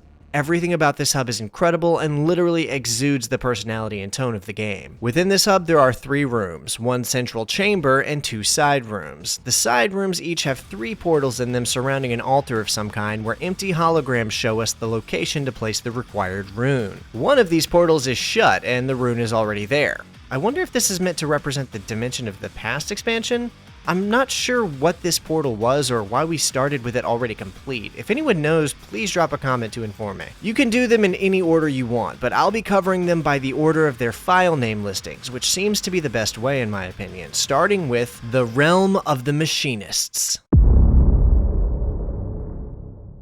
Map 1, the Pain Drain, is kind of a soft start with regards to how some of these later levels end up escalating the difficulty, which is why it's a good idea to begin on this one. A lot of the portals exit out into a tall stone tower from which we proceed into the level. This was a really cool replacement for the slipgates in my opinion. This realm and its subsequent maps all have a dingy, almost Soviet-era atrophy to them. A lot of the moss-covered bricks and paint-peeling walls give off the most contemporary vibe we've seen in a Quake game. Some of it wouldn't even look out of place in Half-Life 2, for example. It's like some kind of old water processing plant or something that's been co-opted by the monsters currently inhabiting it. The most unique part of the map, however, is that it contains the one secret exit we can find in this new expansion and the most convoluted way to access one we've seen so far. There's a series of buttons marked S that we have to find and shoot in order to open up 2 gates, one to grab an environment suit and another hidden in this acid pool which takes us straight to the secret exit into Sandy's Room. I think the reason they called it Sandy's Room is since it's the only map in the game that really resembles the original Quake maps by utilizing multiple of the original level themes, which was a staple of a lot of the Sandy Peterson maps in Quake 1, as he also utilized a lot of the different level themes. That's just my guess, however. It's another smaller map in comparison to some of the other ones, but no less impressive. interesting landmark set pieces like this massive spike thing, walls of lava waterfalls, and even a small train cart. And of course, there's one more map left in this realm, and exiting Sandy's room takes us into the Wishing Well. This is a much tighter knit map than the last two in my opinion, and takes place across this kind of underground sewer style level. It might actually be the smallest level of this dimension too, but that's not to say it's not good. There's some platforming via this chain suspended lift system, and even this fan pushing up this box. These are the kinds of things we used to see in early 2000s games trying to show off their physics engines. And the gears built into these concrete walls for us to fight across in order to unveil the rune of the Machinists. It's really great and an excellent start to the new offerings of this final expansion. At the end of every realm, we get a congratulatory text on screen to move the plot forward in traditional Quake fashion, and this one tells us of Chthon's return as we are sent back into the Machine. After awakening again in the Machine, we can move on into the next portal that takes us into the realm of the Blacksmiths. I think this is the first map of the expansion where the devs really started flexing their muscles. I mean, look at this massive castle-like structure with spinning windmills scattered around to see in the distance. It's really incredible, and again, everything in this expansion is unlike anything we've ever seen in Quake before. It's all in the Quake engine, but looks so different. It's like an ancient castle has been injected with some kind of alien tech or something. Pipes and new out-of-place machinery are littered around the ruins of this place as though it was once occupied by some kind of foreign force. This huge, almost out-of-place mechanical structure is sort of the centerpiece of the map, since we'll spend most of our time fighting to find the keys we need to access it. Once inside, the area takes us deeper into the realm as if descending into the mountain itself, where we wind up in the next level called Fading Embers. Really fantastic atmosphere is on display as lava radiates a sinister red glow across the various dilapidated stone walls that have been broken through so these pipes can spread all over the map. Every level of this expansion gives the feeling that there were once older civilizations here, and these forces, seemingly under Chthon's will, have returned to begin setting up new footholds across these various realms. Something else this map does really well is slowly fade the player from the ancient castle look to the more contemporary mechanized look. For me, this ended up feeling like one of the biggest maps in the game. I'm not sure if it literally is or not, but it sure felt like it to me. In terms of scale, the sheer verticality of it is insane. We go from fighting across this large enclosed bridge where we can see the massive buildings on display, to descending down into the depths of this whole structure where we platform across sections of castles sinking into the lava as if the last remnants of what this place used to be are melting away. Once we secure the rune of the Blacksmiths, we're ready to fight through one final arena and head back into the Machine and into the next realm. Most of these end episode text screens don't really say anything plot related, so don't worry about them. Every realm and level and dimension of the Machine is brilliant, but subjectively speaking, this realm and its subsequent maps are my least favorite of the bunch. Part of that may be because unlike the other realms that had multiple people working on them, this one was handled by Gustafsson alone. As opposed to the enormous wide open spaces of the previous levels, these maps are extremely corridor heavy and littered with little sections meant to trap or challenge the player's skill. This first map feels kind of like a resource hub for Chthon's forces, as there's a ton of crates and stacks of boxes all over the place, far more than we would normally see. In addition to that, there's this train track that seems to imply that supplies are being delivered through here. The whole map feels designed around these tracks as a major part of its overall layout. I wonder if this is at all connected to the train track found in Sandy's room from the first realm we looked at. We'll be fighting our way through the crowded rooms of this castle-turned-supply storehouse for a while before finding the elevator down into the subterranean area of the structure.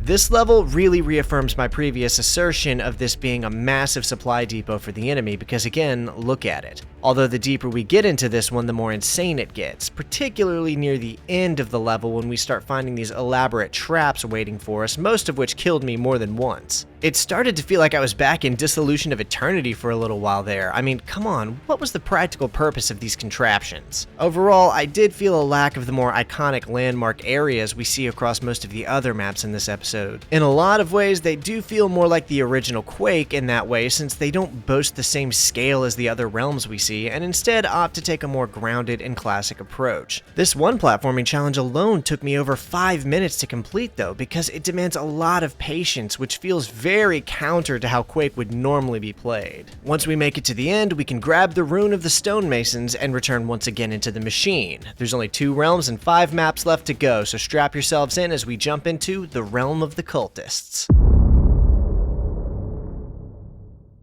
These next 2 realms are a bit shorter than the first 3, but for good reason, as they push the scale and awe factor to what I'm going to call an all-time high for Quake 1 standards. Within seconds of starting, we're shown this gargantuan cathedral in the distance as we immediately know it to be our destination. That structure is where we'll be for the entire realm, but there's a lot more to it than you might realize at a glance. Entering the main chamber, we face a series of knights that try taking us down while we navigate the various parts of the courtyard surrounding the main building's exterior. We'll see catacombs, a garden, and a few other really cool little features that all help to make this map feel incredibly distinct against most of the others. It isn't until destroying all of these Death Knights when the floor collapses under us that the true nature of this place begins to reveal itself. Somehow, it just keeps going further and further down. I mean, like the vast majority of movement is progressing through sections that seem to descend more and more. Even when you think surely you've reached the bottom, another passage or tunnel reminds you that you haven't. Eventually, when you really do reach the absolute bottom, you find a portal that takes you to the next level.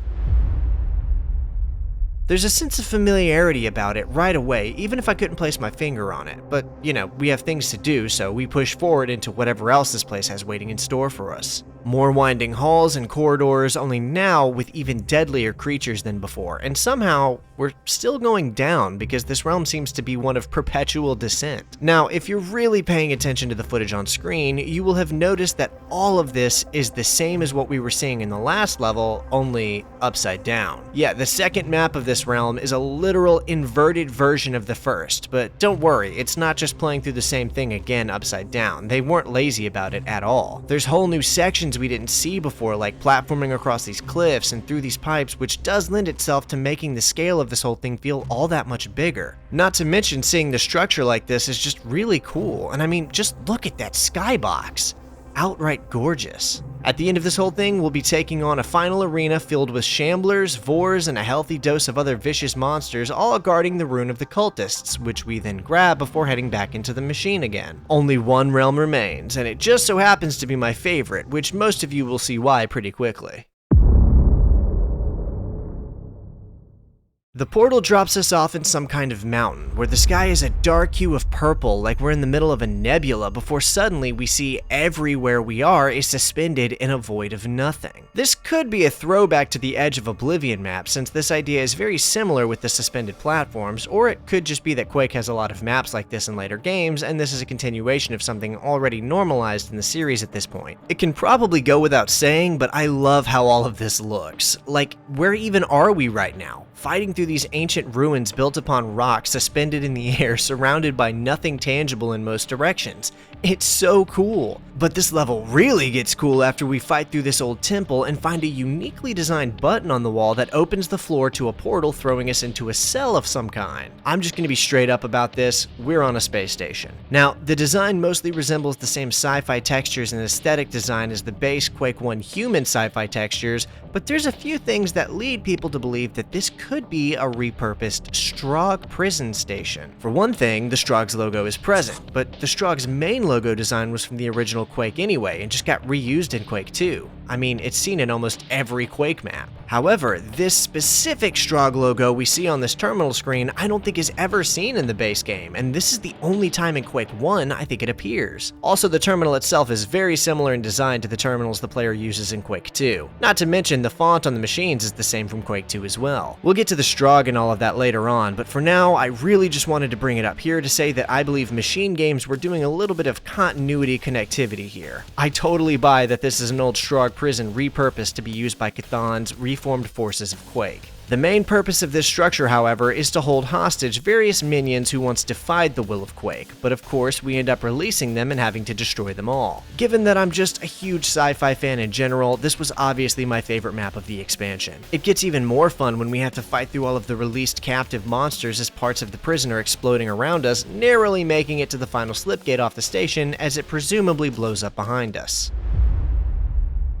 This final level ditches the sci-fi look for just a little while and takes us back to the more fantasy-centric style once again, as we make our way through ruined stone structures and ancient castle remains. This is the last level left to talk about other than the final boss, and it throws everything the game has to offer at the player. Before too long, the player ends up at some kind of modern-looking building with a literal rock carrier truck just sitting there. We see a few of these things here, but it just looks so strange to see such a normal-looking vehicle in a Quake map. And then one of the old portal gates we're so used to using to navigate the Dark Dimension rests in a pile of rubble. Maybe the humans were digging underground and accidentally opened a portal to the Dark Dimension and the monsters flooded out to destroy them? Something about seeing an ancient runic portal sitting in a pile of rubble like that feels appropriate to this 25-year later revisiting of this game. Like, so much has changed and the map is acknowledging it in small ways. This whole map is built on a kind of excavation dig site too, and it all feels so real and lived in compared to most of the other maps we see.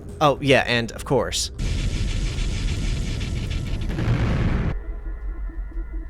eventually, we're led underground through a series of intense caves and catacombs decorated by the sinister Dark Dimension textures we're all so familiar with, as we get a better picture of what happened to the excavation team up there. Then we make one final push to find a series of switches to shoot so we can pass through a door and into the final area. A tall tower rests in the center of a spiraling room suspended above a black void of abyss, and the player has to navigate around a series of platforming challenges while fighting off a multitude of different enemies. It's not quite as intense or climactic as the last map of Dissolution of Eternity or even the last map of Scourge of Armagon, but I will say it's still really fun and makes a fantastic final map to wrap up this expansion. Grabbing the Rune of Astrologers and fighting to the final portal home, we're given one last end episode text to read before being sent back to the machine for one final challenge, a fated rematch with Chthon himself.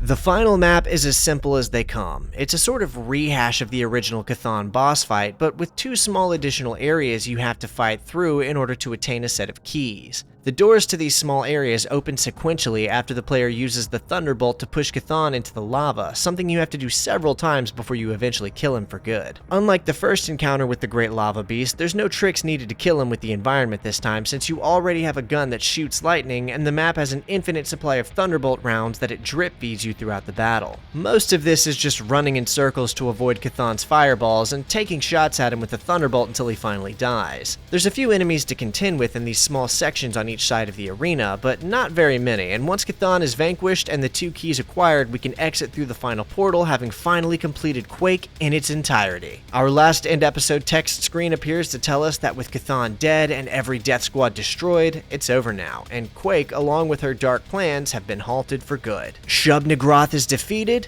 Armagon her general dismantled, the Overlord his dragon, and all three of Quake's guardians erased from time itself, and now that Chthon has been conquered once again, we can finally say it's over, and return to an Earth safe from the malevolence of the Dark Dimension. Dimension of the Machine is one insane ride, and a lot of the claims you see calling it a straight-up sequel to Quake probably aren't far off. It has some of the best level design of any Quake episode, and easily the most detailed and intricate maps as well. The only criticism I have is that I think they should have brought over some of the enemies from the first two mission packs. For Dimension of the Past, I get it. That was trying to bill itself as an epilogue-like 5th episode taking place during the events of the original game before those weapons even showed up. But for Dimension of the Machine, there are some elements from the first two expansions that would have fit super well here. Not all of them, of course, but the specific things I have in mind that I think they should have incorporated from Scourge of Armagon are the Centroid and the Gremlin enemies, and the laser cannon and Mjolnir weapons. Not only would that have added an extra layer of diversification to the levels, but the laser and Mjolnir weapons are just fun to use in general, and would have fit very well with some of these episodes aesthetically. From Dissolution of Eternity, I pretty much only think they should have brought in the Wrath, because he would have fit really well in the realm of the Cultists. Just those things alone would have made a huge difference in how playing through these levels felt, and tied everything together just a little bit tighter. As it stands, however, it's still a fantastic set of levels for Quake fans to play through, arguably some of the best even. Not to mention that it made some strides in reconnecting all of the Quake games into the same continuity, even if it is all still pretty vague overall. Dimension of the Machine came into this universe 25 years after the fact to try and establish itself as a worthy inclusion to the Quake continuity, and I would say that it inarguably achieved exactly that. So I haven't talked about the Nintendo 64 port of Quake yet, called Quake 64, and that's because it's actually very similar to the base game, but I figured I would go over it briefly here. For the most part, playing through Quake 64 is going to give you a watered-down version of the core game's experience, but there are a few differences.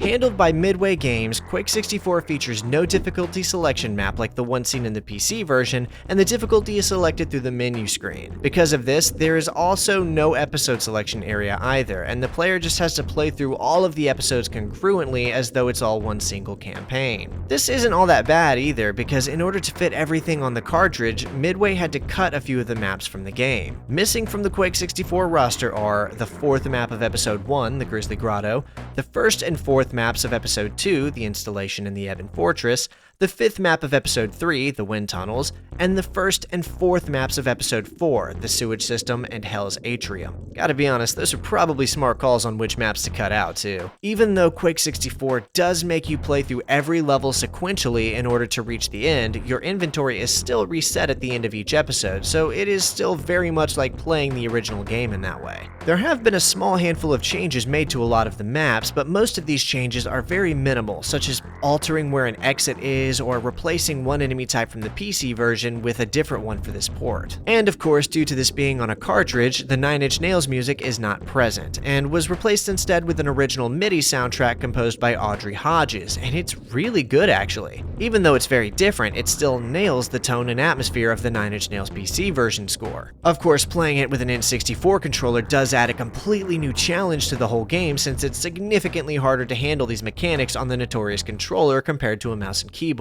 If you really wanted to enjoy a remastered version of the Quake 64 campaign specifically, then you're in luck, because Night Dive made sure to include it in their remastered version of Quake 1, complete with the absent maps and minor changes. Although they threw this cheap CRT filter over everything, I guess in an effort to stylistically emulate what it might have looked like to play this back in the day, and or distinguish it a little bit from the core Quake experience. Still, they didn't have to bother including the Quake 64 port in this remaster, and I doubt anyone would have cared if they didn't, so props to you for that one, Night Dive. As for the original Quake 64 cartridge, according to friend of the channel Jared from Avalanche Reviews, it's one of the only N64 games that allows you to disable the native anti-aliasing, which was a cool bit of trivia that he suggested I include. Although Quake 64 was a wonderful avenue for players who didn't have a PC to immerse themselves in the world of Quake back in the day, it has aged into little more than a novelty of its time for those who didn't play it back then, and a fun little nostalgia trip for those who did.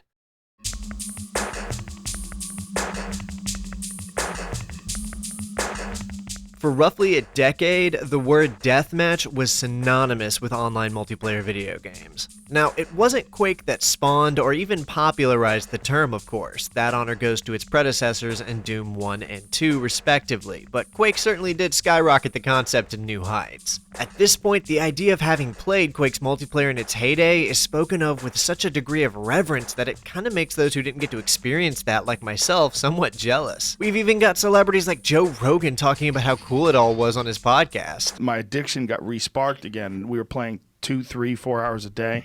I was starting to have Quake dreams. It was really weird. Like, I'd have dreams that I was going down corners and dodging rockets, and it's just... that game is so immersive. It's just a fact that id Software was able to achieve something incredible with their deathmatch mode in Quake. And this is a bit of a side tangent, but I really want to quickly point out how lucky we are that it was the edgelords of id Software that were building roughly half of the whole foundation of the video game industry back then. Because the dark, grimy, twisted tone of Doom and Quake did so much to push back the ever-encroaching sanitization of the corporate machine to prioritize accessibility in order to maximize mass appeal and increase sales. Even the less edgy games like Halo were just swapping the word deathmatch for an equally edgy term like Slayer. I think it took the suits something like 15 years to undo the damage done to the public perception of the video game industry thanks to id Software's twisted execution of their games, and finalize their corruption of the AAA multiplayer industry into a sanitized and more marketable, ad-friendly pastime, so they could make more money! Back in business and ain't it grand? Anyway, Deathmatch. There's not a ton to say about it because it's about as cut and dry as a multiplayer mode can come. You already know what it is, a group of players dropped into a map with one goal in mind: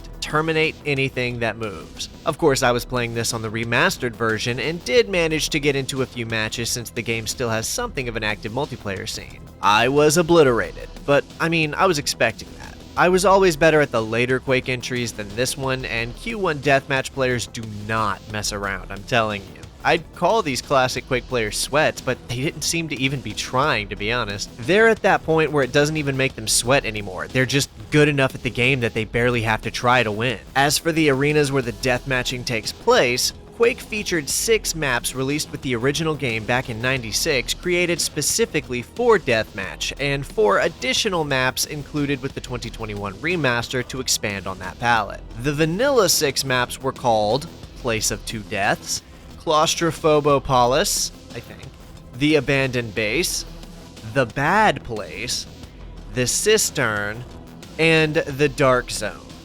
The additional 4 added later were titled The Edge, Acrophobia, Base 32, and Death 32. The 32 number referring to the intention of those 2 maps to be played with 32 players. The majority of the game's single-player maps also feature altered iterations specifically for Deathmatch that removes enemies, adds items, and blocks off exits that can be freely played in multiplayer as well. There's one map of particular note, the Abandoned Base, wherein a specific room was designed to pay homage to the fact that id Software had struck a deal with the company called Cray, who developed literal supercomputers. id was to receive a supercomputer for the low cost of $500,000, I know, and in return they would feature Cray supercomputers in Quake as a kind of marketing deal. Well, id Software, I would assume Carmack the most on a guess, was so excited to work with an actual supercomputer that they agreed. Unfortunately, Cray was bought out by SGI and the deal was cancelled, so this room was kind of an homage to that. Another notable map here is The Bad Place, because American McGee built the whole thing in literally one day, not stopping to let it get tested until he believed it was done. What a machine.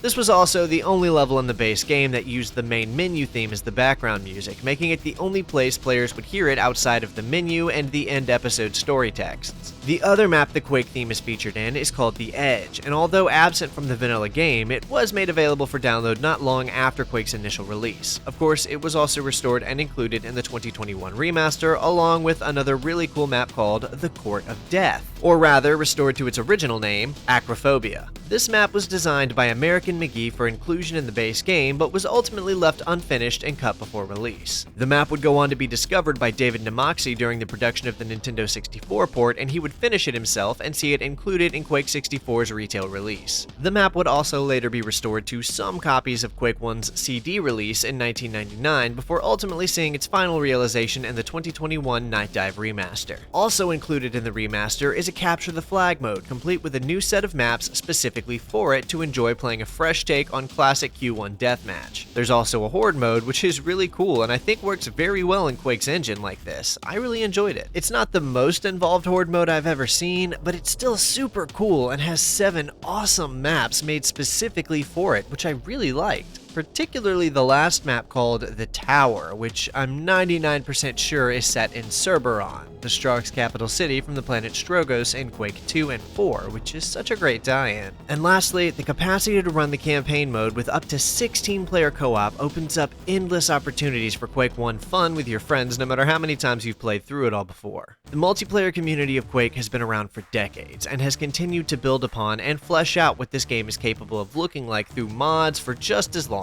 Not everyone loves Quake, but the people who do love it adore it. It's nearly a one-of-a-kind experience that is still not replicable even by the game's own follow-ups. A kind of perfect storm of the right people in the right place at the right time under so much pressure that even in spite of the insane development cycle they were pursuing, the product they produced still came out a diamond. Quake 2's Deathmatch would become a whole new beast in itself, and the multiplayer-centric Quake 3 arena feels nearly like a totally different experience from what the Quake 1 multiplayer feels like to play. The way the characters move, the way the weapons feel to fire, the wary look of ancient corruption across every level, the atmosphere of Aresnal's iconic score across each map makes Quake 1's Deathmatch mode feel unlike anything else that came before or since. And honestly, I'd say it's no wonder people still find themselves going back to it, looking for new mods or matches even to this day, because it's just really cool. It's undeniable. This game revolutionized the industry.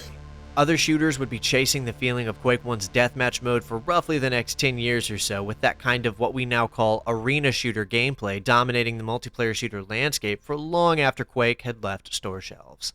Thanks to everyone who has joined me in this gargantuan endeavor for the past 5 months to do this game justice and a proper retrospective. I'd ask that you please drop a like on the video and leave a comment because those things seriously help me out in the algorithm. And if you love these videos about old games like this, then consider subscribing too. I've got a lot more in the works. If you enjoyed this video and haven't seen it already, I've actually began my coverage on Quake 2 by dropping my video on its single player mode with another to come for the subsequent expansions and multiplayer later. Or if you prefer to wait for the final compilation video, that's fine too, because I've got dozens of other cool videos on my channel, and I'm sure you'll find something to love. Thanks again for watching, everyone, and I can't wait to see you in the next video. But until then, that's all I've got for you.